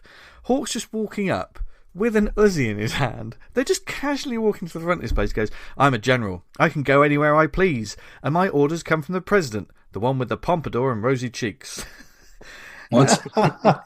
Yeah. But then, as he kicks open the door and like machine gun fire's coming at them, he's just firing this machine gun just casually into the room. Just going, "You can't question the dead ones. You got that taser charged up?" And I thought, right, they're going to use a taser. They're going to use a taser. But Stalker replies, "I bought some new Duracells on the way over." What? Yeah. It's like throwing a rescue grenade. But the thing is, product placement. The person that's shooting at them isn't like a whole. You know, you see them. They take down a couple of like just nameless sort of green suited sort of baddies, but there's one rather robust looking woman behind a massive machine gun just firing at another them. One. Yeah. Right. And she's just, and there's a whole page of just rat-a-tat-tat-tat-tat-tat-tat, you know, just the lettering filling the page. And then they're trying to take her out. And Hawk's like, "Stalker, Fatso with the machine gun is yours. Try to flank her while I neutralise the rest." And I was like, what? And then when Stalker shoots her with the taser, he goes, "Heads up, Tubby." Times have changed. Yeah. For sure. And but the thing, this is what took me out of the book. I thought, this isn't realistic, because as the woman's lying there unconscious, Stalker's her finger clenched on the trigger and fired off the whole belt. That's what a taser does. 50,000 volts contracts all of the muscles and stops them in their tracks without killing them. There's some pretty good fucking Duracell batteries, aren't they? It's fucking 50,000 volts. I like that. If I ever get tasered, I know I won't shit my pants. Yeah. It's because it was the 80s, wasn't it? Yeah. They weren't using double A's, they were using them square ones. The ones you used to lick the ends of. Yeah. The ones you only use in fire alarms these days. Yeah. But the thing that also caught my eye is these were in the classic weekly days of, you had a fact file, didn't you, of characters in these sort of books every week, and you find out something about them. And in their first issue is one of my favourite characters, Flint. And as I was reading it, I was like, oh, he was born in Lincoln in England. He went to the random. He went to the British Army. Oh, I see. He went parachute training at Aldershot. Oh, I see. He did this. Oh, right. Okay. He was in action force. That's not what Flint's stat card is. They've changed it for the British audience. Right. Okay. Interesting. Yeah. Because when I looked at the one that's on the back of the figures, he came from Wichita in Kansas. It's interesting that, because I think that follows on from the fact that, like, basically UK comics, America had superheroes and we had war. Agreed. It was our big thing, and I wonder they thought, we don't want to really. How are we going to sell a comic to just a load of American people? Yeah. The kids want their own heroes, maybe, or they're used to reading about British wartime heroes. We'll change it for that. Yeah. And just they randomly chose Lincoln out of nowhere. Yeah, and they've taken the basis. True. They've taken the basis of, like, because I looked at, like, the actual card, the original card. They've taken the basis of that and then just added, like, a paragraph on top of it, just to say, oh, he came here, he went to Aldershot, he was training, like, with these people. That was sort of fascinating to me, especially, like, after a few years, Action Force just disappeared, didn't it? As far as we know now, it's just G.I. Joe. Everyone knows it's G.I. Joe. No one has a... I do remember they had a page where basically, like, Cobra were kicking G.I. Joe and Action Force's arses, and they said, well, we're going to be collectively now known as G.I. Joe, the Action Force. And they sort of, from that point on, it was rebranded as G.I. Joe. Yeah. Okay. Yeah. Action Force got the elbow. Yeah. But they're fun stories. They were fun weekly stories that also, one of the surprising thing is, like, people get murked left, right and centre. If you're a bad guy, there's a good chance you're just getting mowed down. Yeah. It's very different from the cartoons that obviously got licensed where they're shooting lasers, and they're shooting lasers because they can't use machine guns up. But you see a lot of, like, proper people going chopped up, blown up, and falling away. Yeah, so it's fascinating. So, Action Force. It was like, I've got a whole stuff, one of these. Yeah, I remember I got a few of them. Yeah, it's a good. I tell you what, if anyone who's got some of these, it's a good way to experience the back issues of the original G.I. Joe run as well, because that's all it is. That, it's just got an Action Force header on the back. Got a confession, mate. I bought a DVD off of eBay with all the Action Force comics on it because I couldn't fucking source them. You see them advertised, don't you, quite a lot? Yeah. We had some other questions though, didn't we, as well? Yeah. Did you want to ask your question about TV show, Dan, or do you want me to read it out? Have you got it in front of you? Can you read it out? I was just go for it. So it was a two-part question from Mr. Butcher. Name a TV show or film you'd love to see continued in a comic series, and if you were given the license and creative control, what would you do with this? Guest first. Yeah, this was really, really hard, because every time I thought of something, it's already been done. There's just so much that's been done. Yeah. So I sort of settled on it. I had a couple of answers. So the first one, and I know it's already been done, and I would like to see it done, but I'd also not like to see it done because the series is so good, is Blake 7. I think if they told exactly the same story, but just updated all of the design so we didn't have shoddy BBC special effects. Oi! Then, I think it could be spectacular, but they'd have to keep the same story going through. They couldn't change I fucking love Blake 7, man. I fucking love it. I rewatched it during lockdown. It's one of my favourite series. Amazing. It's amazing. Yeah. Who's your favourite artist? You got that big art book of? I always forget his name. Vince did the Commando covers. Oh, fucking hell, Ian Kennedy. Ian Kennedy did one of the stories in that series. The original. I think they go for a few quid now. I think the old Blake 7 weeklies they were. And he did one of the. They all had sort of 5 or 6 page stories in them. A bit like when we had the Red Dwarf comic as well. Yeah, I've got a feeling Steve Dillon did one of them as well. That'd have been good. I'd like to have seen that. Yeah, he's good, isn't he? Yeah, cool. Do quick hits on this then. Yeah. V or Dan, what do you reckon? I would go. I might mention it before, but I would definitely go for Darkman. Okay, I there was a comic, wasn't made. there? I think. Yeah. I'm not sure if it was just a straight adaptation or they continued it. I'm not actually sure. Continue the adventures. I reckon there's enough of that character you could spin out and do stuff with it. Yeah, there's definite story to be had with that character. Nice. Oh, and that's who I choose. Yeah, I go Visionaries. The old. Wasn't that already done?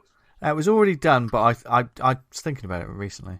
But I think it was another standard adaptation. There was one I didn't read as a kid, but I think you could do something cool with that concept. A lot of these concepts were great concepts, but they weren't really, But it's hard to tell because sometimes if you have a grown up creating adapting these things, sometimes you get the gritty, dark version of it, isn't it? It's like, but is that what the world wants? Is that what the world needs? It's what I'd probably do. More darkness. Yeah, that's just gonna sell on hologram covers. That's all. Oh yeah, baby. Oh god, yes. Yeah, you've just sold me on it. Sold me on my own idea.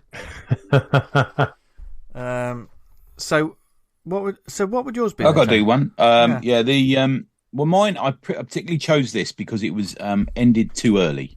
So I think that provides a writer with an opportunity to continue in a lot of what was going on that was clearly planned. So it only had 2 seasons. The first season was I'm not sure which company it was. The second series. The second season was moved to fucking Sci-Fi Channel, which is, let's face it, creative death often back then, wasn't it? Yeah. So 99 to 2000, it's a series called G versus E, the TV series. I don't know if you remember this. No. Yes, I remember that. Yeah. A guy called Chandler Smythe dies, and he gets resurrected as a sort of, they're called the Core, and they're sort of a heavenly repo squad chasing. They call them Morlocks, but they're basically demons on Earth. Real 70s cool look about it. Like lots of Lionel Blairs and big haircuts and all that sort of thing, so it had a comedy element. It looked fucking great, and it definitely had legs in a period that Buffy was also about, Angel was about at the time, and this sort of thing. I loved it. I thought it was a great fucking series, and there's only 22 episodes of it, so there's the possibility of going somewhere with it where it should have gone. Yeah, but I think you could do lots with that one. That's my one. Yeah, that's a good. Can I throw another one in? Ulysses 31. Ulysses 31, yeah. Amazing cartoon. Never saw anything else outside the cartoon. I don't even know if there were toys or anything. No, I'm not sure. Yeah. It's like a Japanese-French collaboration, wasn't it, that one? Is that right? Yeah. Cool. Nice. Good. And was nice one. So what was the other... Was there another part of that question? No, we kind of done it. Yeah. Kind of did it. Yeah. It was sort of, what do we not want to see in the... Man, that fucking list go on and on. And I brought this down if you want to know what not to put in it, go and reread The Looking, because every week there's something that you do not want to see. I mean, 18 Magnum, that's all right, but when you're giving me 6 pages of ABBA, no. Just draw the line there. Yeah, I've got a page of the Bionic Man Looking on my office wall. Nice. Yeah, that's good. Amazing. I love it. Yeah. Do you know what? If you're in talking about OA, we talked about a couple of months ago. If you're into OA, you can find reasonably priced TV comic and Looking magazine OA. It might be like a page from Wurzel Gummidge or something like that, but Range Hill comic or something. But there's some good stuff to be had by some cracking British artists on there as well. After the revelations about Aunt Sally, I think maybe. Yeah. I can't see why anyone would go after Wurzel Gummidge comic, but anyway, there's different strokes for different folks in it. Yeah. Just boggles my mind. Yeah. Dick Turpin. Remember that series? All that sort of thing in there. Oh, crumbs, yeah. Yeah. They did. There was a Japanese TV series called X-Bomb that they made called Starfleet in the UK, and it's basically like the Japanese version of like Jerry Anderson, Thunderbirds, except it was like loads of people dying and stuff. And they had a strip that used to run in Looking. They made it look like the armatures, the little figures. So I bought a load of Lookings at the Comic Mart we all went to. There you go. Some lovely covers on them. Yeah. That was the worst thing about the Transformers one. If we go back to the Transformers one, is some of the issues. And I found out, obviously, the reason why was because the artists themselves were only provided with the toys, nothing else. So when they were drawing the comics all looked like the toys. But because the toys were pretty crap, the figures in the book, it wasn't until later on they started giving them normal hands and moving properly. It was just like actual toys in the page, and it was just awful. Man, I feel like we could go on all night about Yeah, it. we could. There's plenty. We didn't even touch on the ones that we don't necessarily like. Predator. No, I do like some of them. You speak for us all there, I think. Yeah, but a lot of it is very watered down and weak. And, yes. But hopefully, if there's obviously a license that you're a big fan of, whether it's you're a fan of it now or you used to be a fan, hopefully you've discovered some comics that have given you hours of entertainment and continued the story. Because at the end of the day, whether they're part of continuity or not, if it's a good story, it's a good story. And sometimes it could just be exactly what you need, what you wanted. And hopefully isn't a shameless marketing ploy. But they wouldn't do that in comics, would they? Never. No, they'd never do that. Well, we hope you enjoyed that chat, folks. I mean, that was a quick run through it, wasn't it? Yeah, we could go on for hours, so possibly we'll revisit this at one point. But we'll see. We're on it for a better part of an hour, so I've only gone through one page of my notes. As you waste away, mate. This nice to prepare. This happens to us every week, Kieran. Welcome to the Thunderdome. But speaking of other things on this show, have we got any shout-outs, gents? Yeah, I've got a few. So firstly, big thanks to everyone who's promoted or backed Dirty Basement 1 and 2 on Kickstarter. We made our money this morning, but we're chuffed.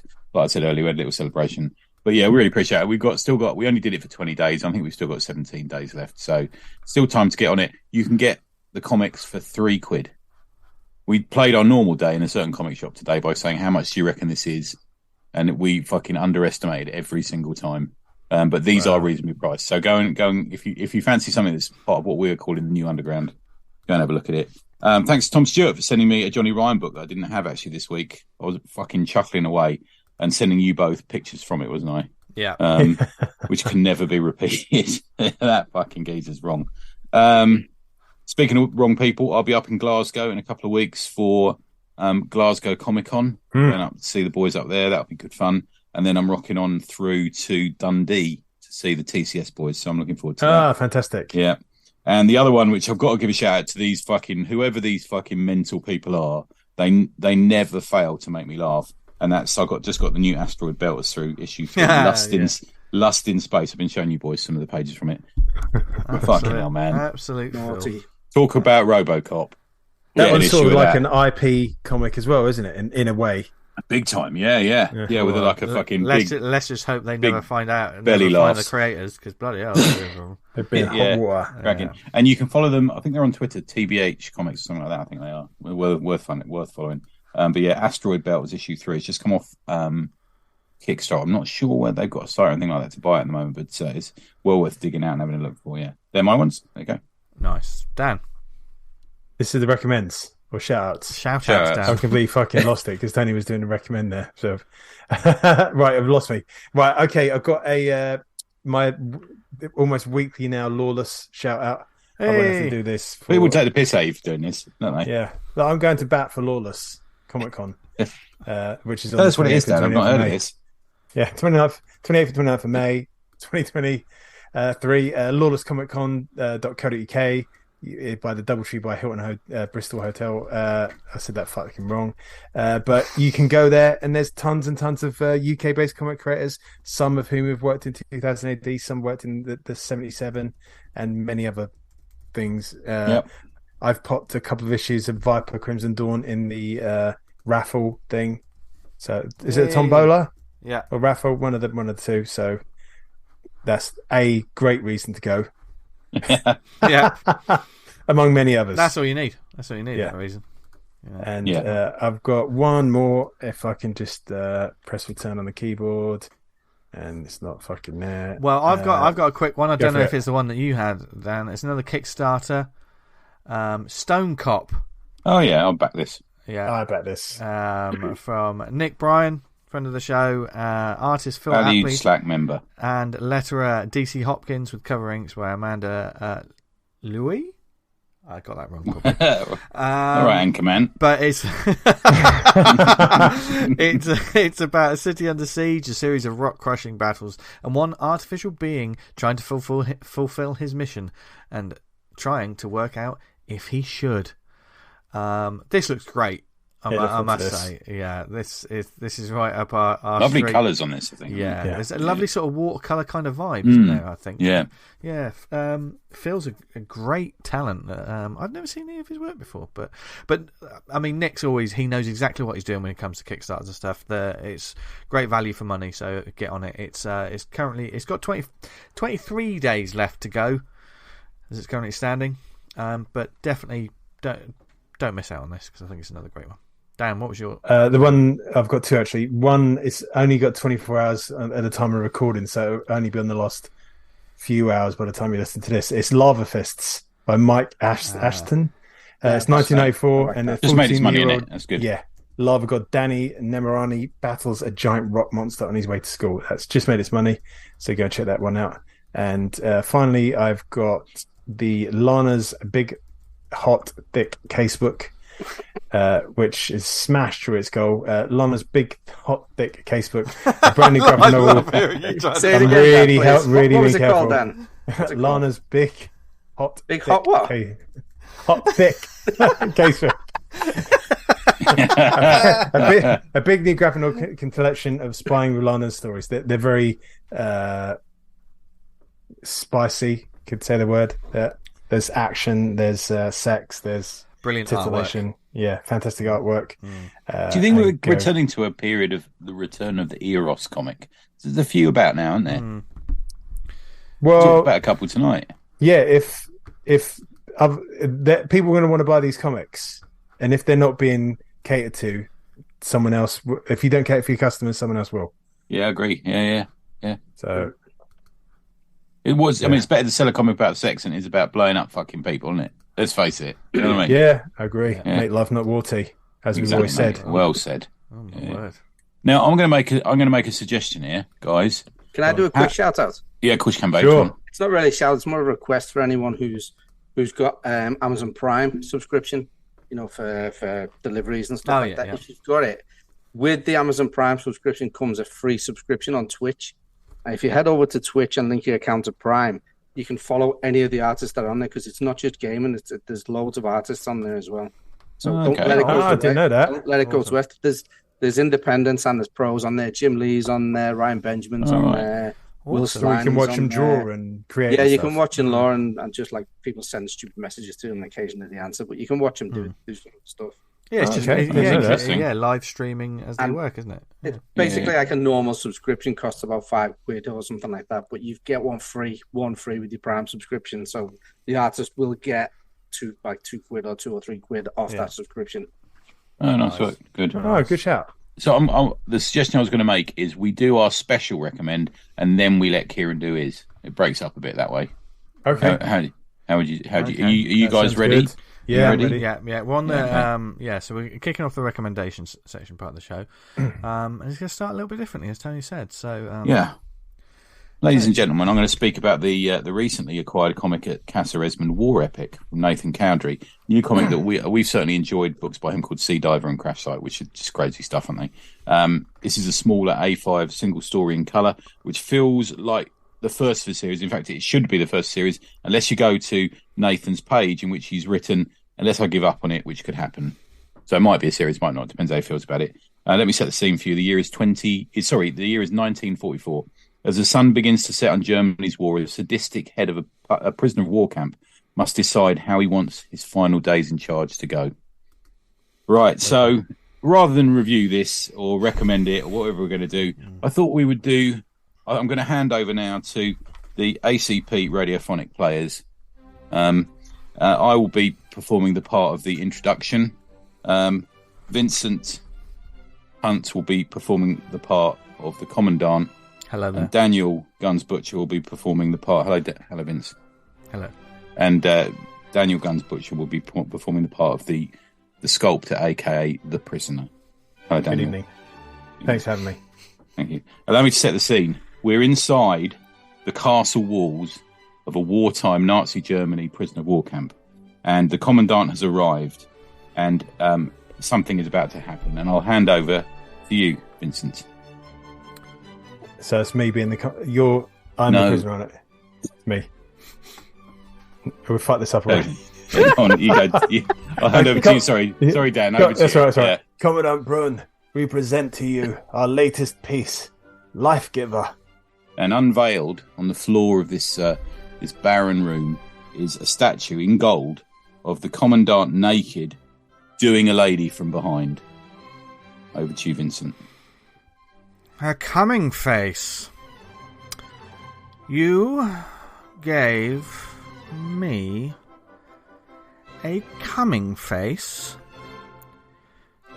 You. What was it I told you, old man? I'm sorry, Commandant. I wanted a surprise face, remember? Like someone walked in while I was having sex, and I'm caught off guard, like a rabbit in the headlights. Like this. And the Commandant is making a ooh face with his hand to his lips, as if surprised. And yet, what do you decide to give me? A coming face. Kill him. No, wait, please. Oh, and guards? Fuck him in the ass and mouth, too.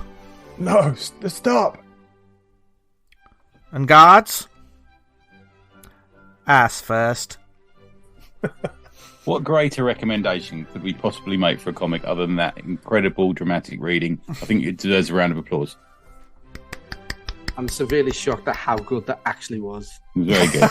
It was unbelievable. It's like you were there in the room. I thought Dan might have been needing a toilet break at the beginning, but he sort of trying to kind of probably came into the role. But Vince off the bat was just spectacular. In it. Thank you. Yeah. Thank you. You lived the roles. It took a while to get into character for that, which probably the listener won't hear. Mm-hmm. But yeah, so you can find this. It's only £8. It's something, but we automatically buy stuff by Chowdry.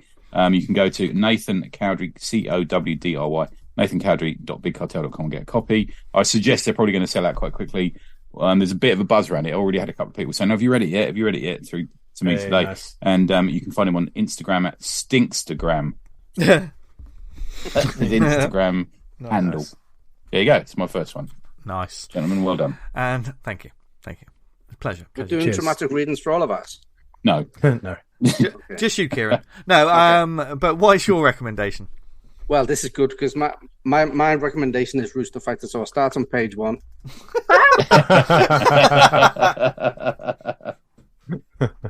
Never heard this one. In all seriousness, this is, it's an absolute amazing book. If you haven't read it, it's only 4 books and it's obviously a manga.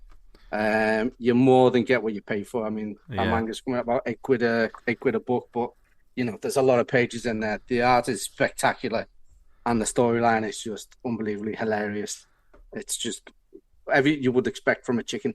I know, obviously, like when we mentioned it, a lot of people sort of like made jokes about the fact that we kept mentioning Rooster Fighter like every other week or something like that. But it really is a bit of a revelation when you read it for the first time, isn't it? Yeah, the only downside on the book is that it takes so long for it to come out in the UK, which I've discovered is because the English version's printed in the States, so it takes them longer to send it over to the UK to get the English version, whereas the other European languages are all printed locally. So they're like I've just read book 4, the Spanish version now, but it says on Amazon that the UK version, the English version, is not out till September, which is a ways away. I think it'll be out June-ish. It's normally way before. The last one was a couple of months before they said it was.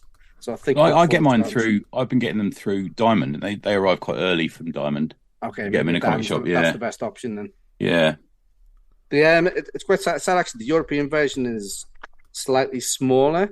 But each book comes with a dust cover. So that is different. Yeah. Yeah. So the cover on your one is the dust cover for this one, and then there's like a monotone one of the pages on the cover of the inside. So yeah, you do kind of have. So it's only 4 books in this. Yeah. There's only 4 books in this run. You're saying? Yeah, so far, yeah. So right. So far, is it continuing? Is it after that? Or okay. I don't know how long it's going to go for, but I assume it's like most mangas. They're all 10 pages a week or something, don't they? Yeah.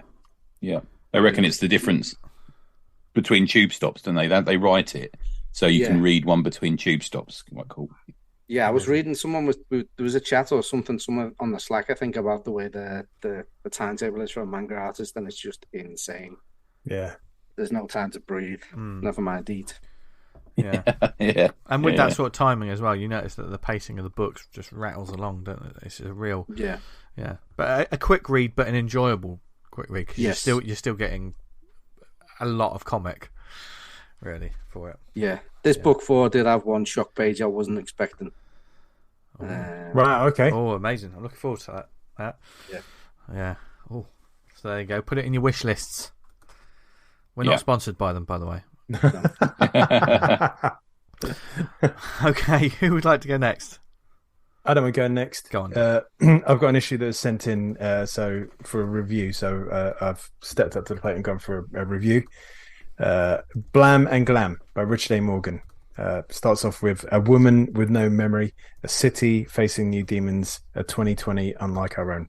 So the plot for this, he's starting like a ruined post-apocalyptic London where there's kind of some kind of event as like a global catastrophe has taken place and it's laid waste to the UK, which kind of flicks back to last week's review when something similar happened to a comic where the UK was laid to waste, but that was because of lack of rain. In here, it's an invasion by demonic entities, and we see, like, as in Day of the Dead, a newspaper comes up, and it's like global pandemonic. And this comic does play into, I think it was started around pandemic times, and it makes references back to that. And into this is sort of thrust our heroine, which you won't find her name out till later in the issue, but it's Glam, as they refer to her. And when moments after she's arrived, she gets into like this violent kinetic encounter with this demonic entity, and two fellow survivors come along called Benny and Jet, and she happens to pick up one of theirs, like a proto-sentient pistol, which ends up being called Blam, and he sort of becomes the sidekick to her. So that's where you get the Blam and Glam from the title. So I've read up to and including issue 4. And the story kind of like blasts along as the characters sort of go through post-apocalyptic London, and you start kind of delving into the mysterious past of Glam. Art-wise, Richard employs a painterly style that you'd associate more with a comic like a title you'd find in 2000 AD or Heavy Metal. He's got like a really decent grasp of actions and style, which feels like very cinematic and heavy with atmospherics. Some of the stuff he's produced, like for the cover work, is really arresting, like kind of very powerful, punchy covers that whenever I see them online, they really jump out. They're really well designed, especially the logo, which there's a heavy sort of sexual element running through this comic, and you can kind of see that in the logo where you've got Blam and Glam kind of butted up against one another, and there's like a little red X which kind of refers to something the character's wearing, but you could conceivably look at it as a butthole. If you're so inclined. He kind of artistically, he starts off strong in the series. There's a few panels which is like that could be a bit better, but by the time he's sort of hitting issue 4 and 5, as an artist, you can see he's growing over the years, and it's really kind of getting better and better and going from strength to strength. He's kind of the layouts, figure painting, technique, everything just improves. Critique wise, it's from issue 1, it kind of refers back to kind of the lockdown with the pandemonic, and there's a PM that looks suspiciously like Boris, and he's got that, you remember that placard they used to run with the 3 slogans on it in yellow with like green chevrons, and it's like wear a mask. They've got that. He's done like a take on that, but with the demons, which is quite nice. I mean, throughout there's loads of pop culture references, and if you've got a keen eye, you can pick up on a couple of them. I was wondering, there's the 2 characters that come along to kind of like travel alongside the main character are called Benny and Jet, and I was wondering if that was a call to Benny the Jet Euclides, which is kind of like a martial arts film style. It's more like John, isn't it? Yeah, Benny and the Jets, man. That's a big song. Oh, there you go. Could be out there. Yeah. I think that's where the martial artist gets his name from. That's what I always guess. Really? Oh, okay. Maybe. Yeah. I don't know. I never thought of that. I'm going to have to look that up now. Yeah. If you look up this character's design, I don't know if you want to do that now, but it's highly sexualized. Think like leather PVC gear with her nipples being covered by like 2 black crosses. That's very Sin City almost to me. Yeah, there's a bit of that in it. I've got to say, this will really appeal to a certain like part of the pervy audience, bloke. Right. and will switch off another. But I think that's a calculated risk that Richard has taken, and it appears to be paying off. The books have been funded on Kickstarter, and they've done extremely well. And the last campaign, he had an action figure you could back for the Blam character, good. And he was doing great guns. It looks really, really good, to be honest. If I was going to say anything, I'd sort of like Richard to go for a bit more. Is like when he does like talking heads, go for a little more dynamic angles. Like there's a certain eye height and framing of the faces that he often goes to, and honestly it's very hard to not, when you're doing talking heads with people going back and forth, not to slip into old patterns of I'm going to do this shot because I can do this shot. Do you know what I mean? That's an absolute fucking minor quibble though, because it does the job fine.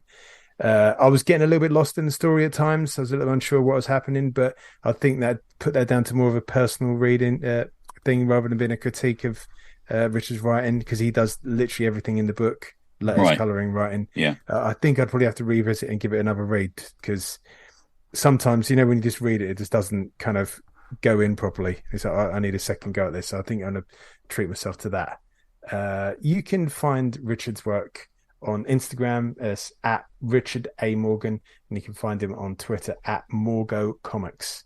Go check it out. I think he's just readying the latest issue of this for Kickstarter release, so keep an eye out for that too. Cool. Nice work. Thanks for sending it in. Yeah, nice. Definitely. Thanks, guys. We are working our way through the pile.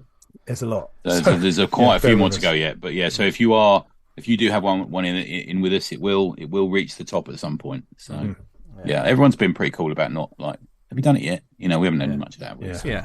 I'm not sure if there's a bit of fire and forget about a lot of this stuff. Do you know what I mean? Yeah. We'll get to them. Yeah, we'll get to them. My recommendation for this week is a new book by Jeff Lemire and Gabriel Hernandez. Is it Walter or Volta? Oh, I've read this. This is about the truck thing. The Phantom Road issue 1. Yeah. You read this? I've read the first 2 issues. 3 came out on Wednesday, didn't I haven't read the second. I haven't read the second one, as always. Yeah, I like this. I read this for the dystopian episode. Never talked about it actually. Yeah. Great little book. This available now. Is it Image? Yes, it's an Image book. Basically, as it's described, they say it's a grindhouse horror meets high concept supernatural fantasy, which I think is just. Cheapen it. I couldn't really see grindhouse in it myself. I saw. I can't. It's just straight horror film. Yeah. Fodder in it. Basically, the setup is Dom is a long-haul truck driver attempting to stay ahead of his tragic past. When he stops one night to assist Birdie, who has been in a massive car crash, they pull an artifact from the wreckage that throws their lives into fifth gear.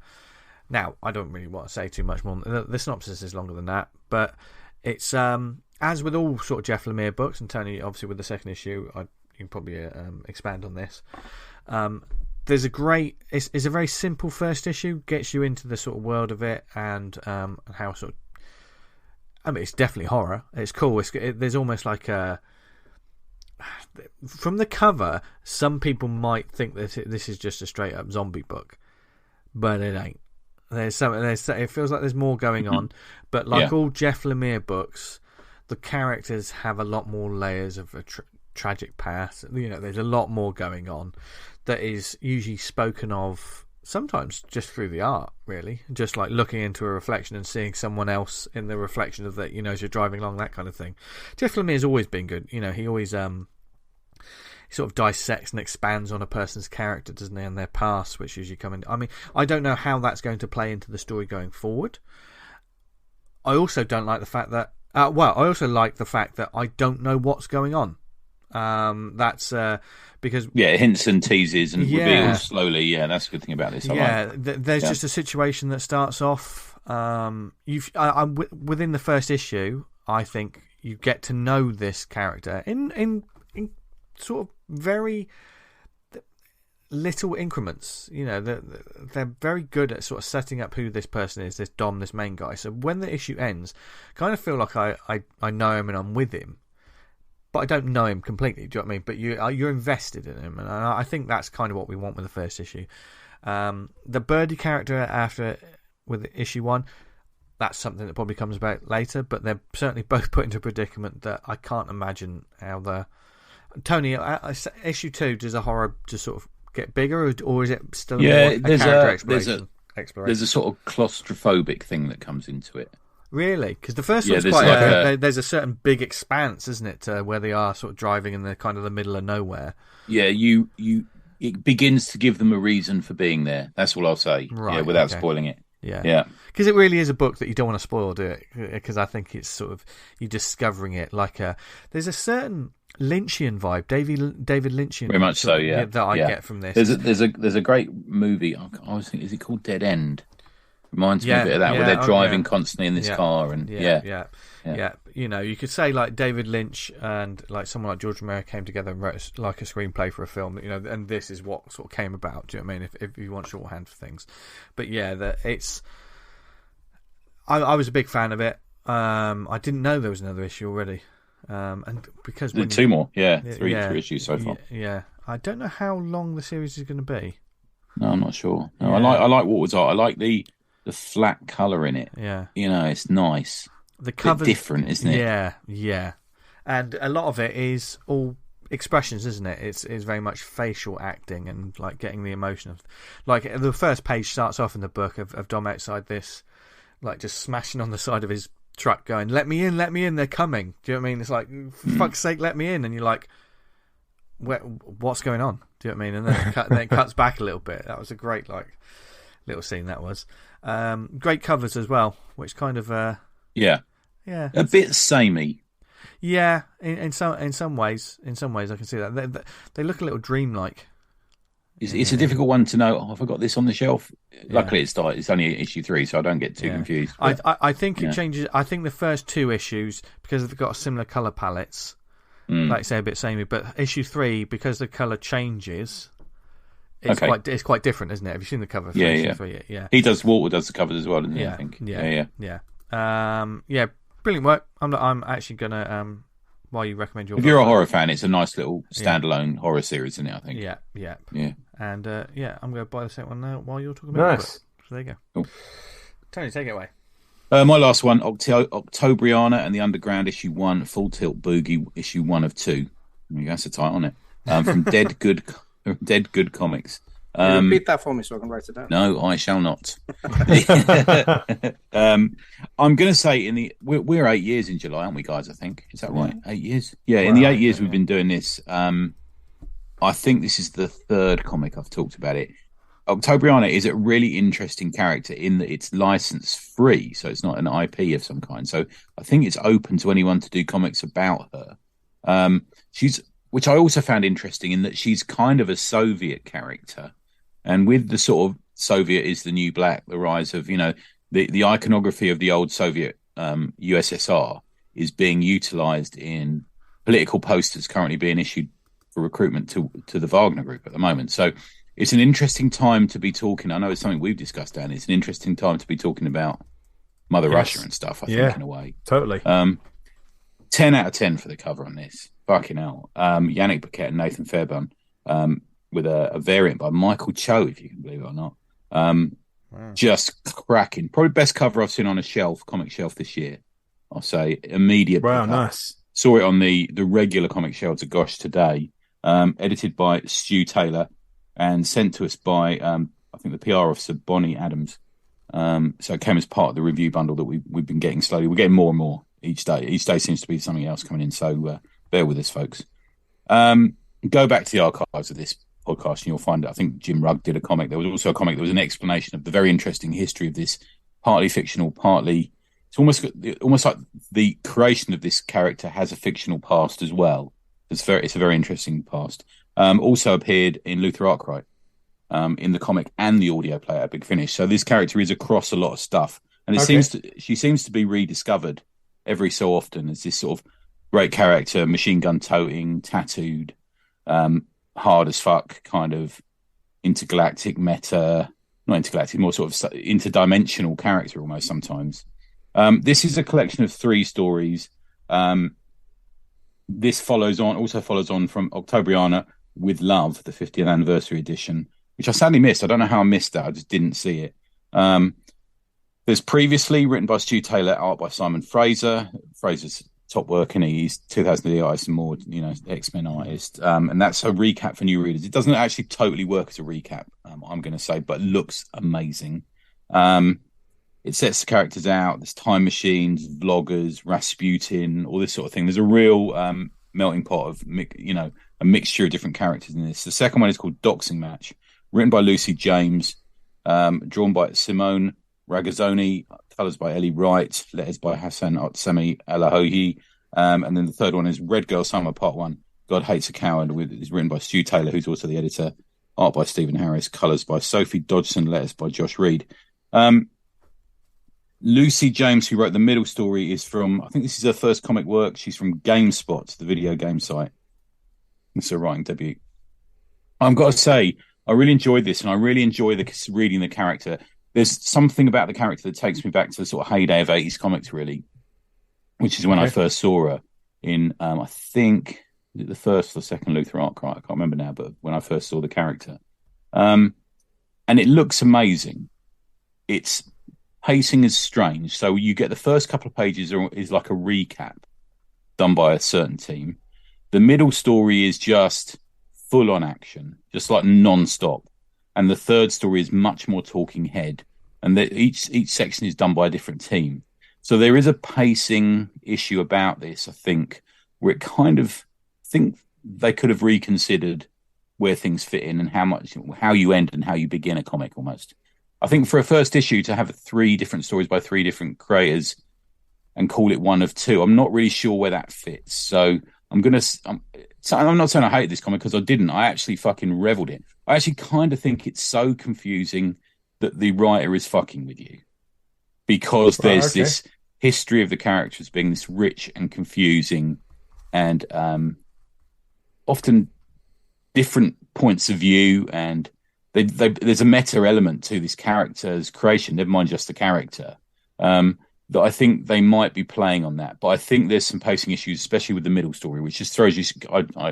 Before I just sat back and looked at it and didn't understand what's going on, but enjoyed what I saw, if that makes sense. Strange, but I don't know why I enjoyed it so much, but when I didn't know what was going on, but maybe that's just me mellowing in my old age. Yeah. Amazing action, though. Absolutely amazing action. But you do feel like you're jumping into something you don't really know what's going on. And the choice of an anthology by different creators as the launch issue seems a strange one for me. The second issue is out in July, so it's not long to wait from that.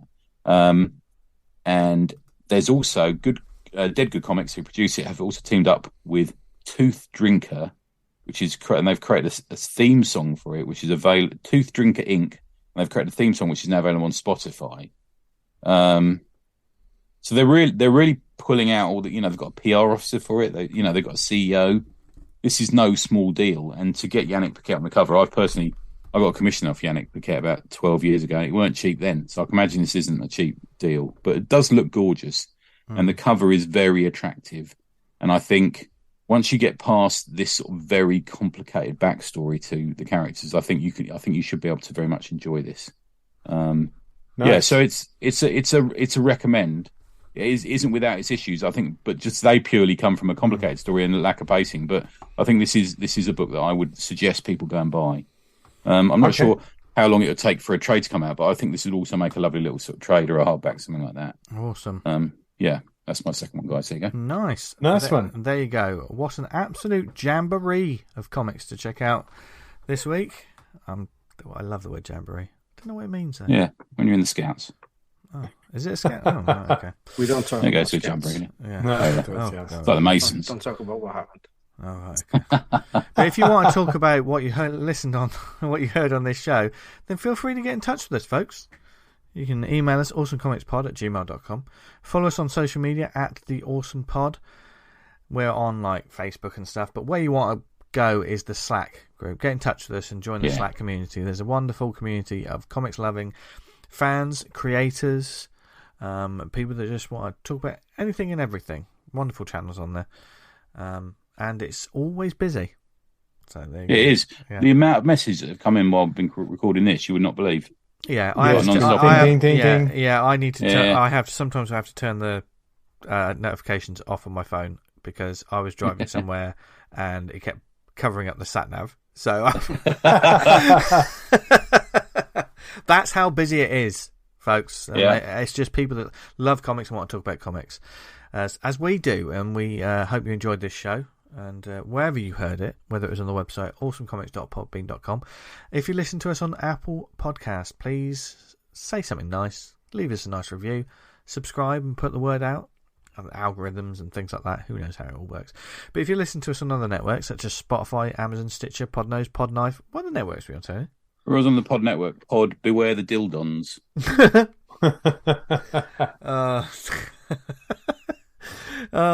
Even though I kind of knew it was coming, but it still put me off. There you go. Where can people find us online, etc.? Dan? You can find me on Twitter at Vanguard Comic, and you can read Vanguard at vanguardcomic.com. I'd suggest getting on board. There's some shit's going to go down in the next couple of pages. Oh, you say it all the time, Dan, and do you know why? And it always does. It always does. Yeah. There's a lot of plots that are coming to. I've been working on these fucking plots for like years, and finally they're coming to fruition. Hold on. Did you notice the switch of like marketing to man who's on the edge? You better follow me because I've been writing this for 10 years. You got to see this payoff. And if you want to buy some of my books, you can go to dzpublishing.bigcartel.com. Nice. There you go. Brought it back round. Nice. Tony, where can they find you? Well, Vince, I don't know if you're the sort of person who's interested in finding out the politics of bananas, or perhaps you're the sort of person who was once bullied in the curry house by Bob Dylan. If you are, then you could go to the Kickstarter for Dirty Basement 1 and 2 and find out more there. There you go. Yeah. How smooth was that? I feel amiss for not fucking recommending that. I only get bullied by Tony in a curry house. He knows. He's laughing because he knows it's happened. See, do you remember that time we went to curry house, the three of us and Tom, and I fucking dared the waiter to make the hottest curry ever? Fucking hell! Then immediately you said to the bloke's face, "You're going to kill me, aren't you?" I actually said to him, "And you're going to pull my trousers right down on you." I had to put the toilet roll in the fridge that day. Jesus Christ! Oh dear. You can find me on social media at Jesse Diablo, and thank you again, Kieran, for joining us this week. No worries. Cheers, dude. Awesome. You're welcome back anytime. Where can people find you online, etc.? I'm online everywhere at Kigo Doodles, which is Kigo Doodles, everywhere and anywhere. Except that's what we're talking about. Man, that's the first OnlyFans joke we had today. Yeah. Oh, did I break the run? Sorry. Stripped to the waist. Edit it out. No, we just need one. I'm glad that box has been ticked. I'm pretty sure there was another one somewhere. Yeah, I mentioned it earlier. Yeah. Oh, okay. We talk over each other all the time, though, don't we? That's exactly. Yeah. We're doing it now. We're talking over each other. I don't even know what we talked about today. Yeah. No, honestly, I've listened back to fucking episodes and I've heard things people have said and laugh at them because I missed it. I'm assuming it's just like normal conversations in reality as well. Yeah, probably. Who knows? I haven't been listening for the past 2 hours. But thank you for listening, everyone. I hope you enjoyed it. Join us next week for more comics chatter and see how quickly it goes off the rails next week. It was a record this week, I think. Yeah, it's getting bad. It's not my fault. Taking no blame. No, it's not his fault. We've got an American guest next week. We'll have to behave, won't we? Can always do better. Yeah. Can always do better. Oh, and thanks for all the new listeners. Fucking hell, we're growing and growing and growing, aren't we? Yes. Nice people. So thank you to all you bots everywhere. Yeah. No, seriously, thank you for listening, everyone. Wherever you are in the world, we hope you're happy, healthy, doing okay, because you're listening to this because you like comics. So we love you very much. Yeah. Don't we, Dan? Thanks for listening. Yeah, we do. Kieran, you love them, don't you? I do, and I'd like to say on behalf of all of the fans that we all love Tony. And we just hope that love would be reciprocated one day. I'll reciprocate them with some dirty loving. Oh, no. You could just say you love them back. You don't have to vaguely threaten them. Actually, how is making dirty love to you threatening? Every week, Tony, it hurts just a little more. Because that's the idea. There's nothing more fun. Even bad sex is good sex. I've told you this before. It all depends on perspective. Which way you're looking.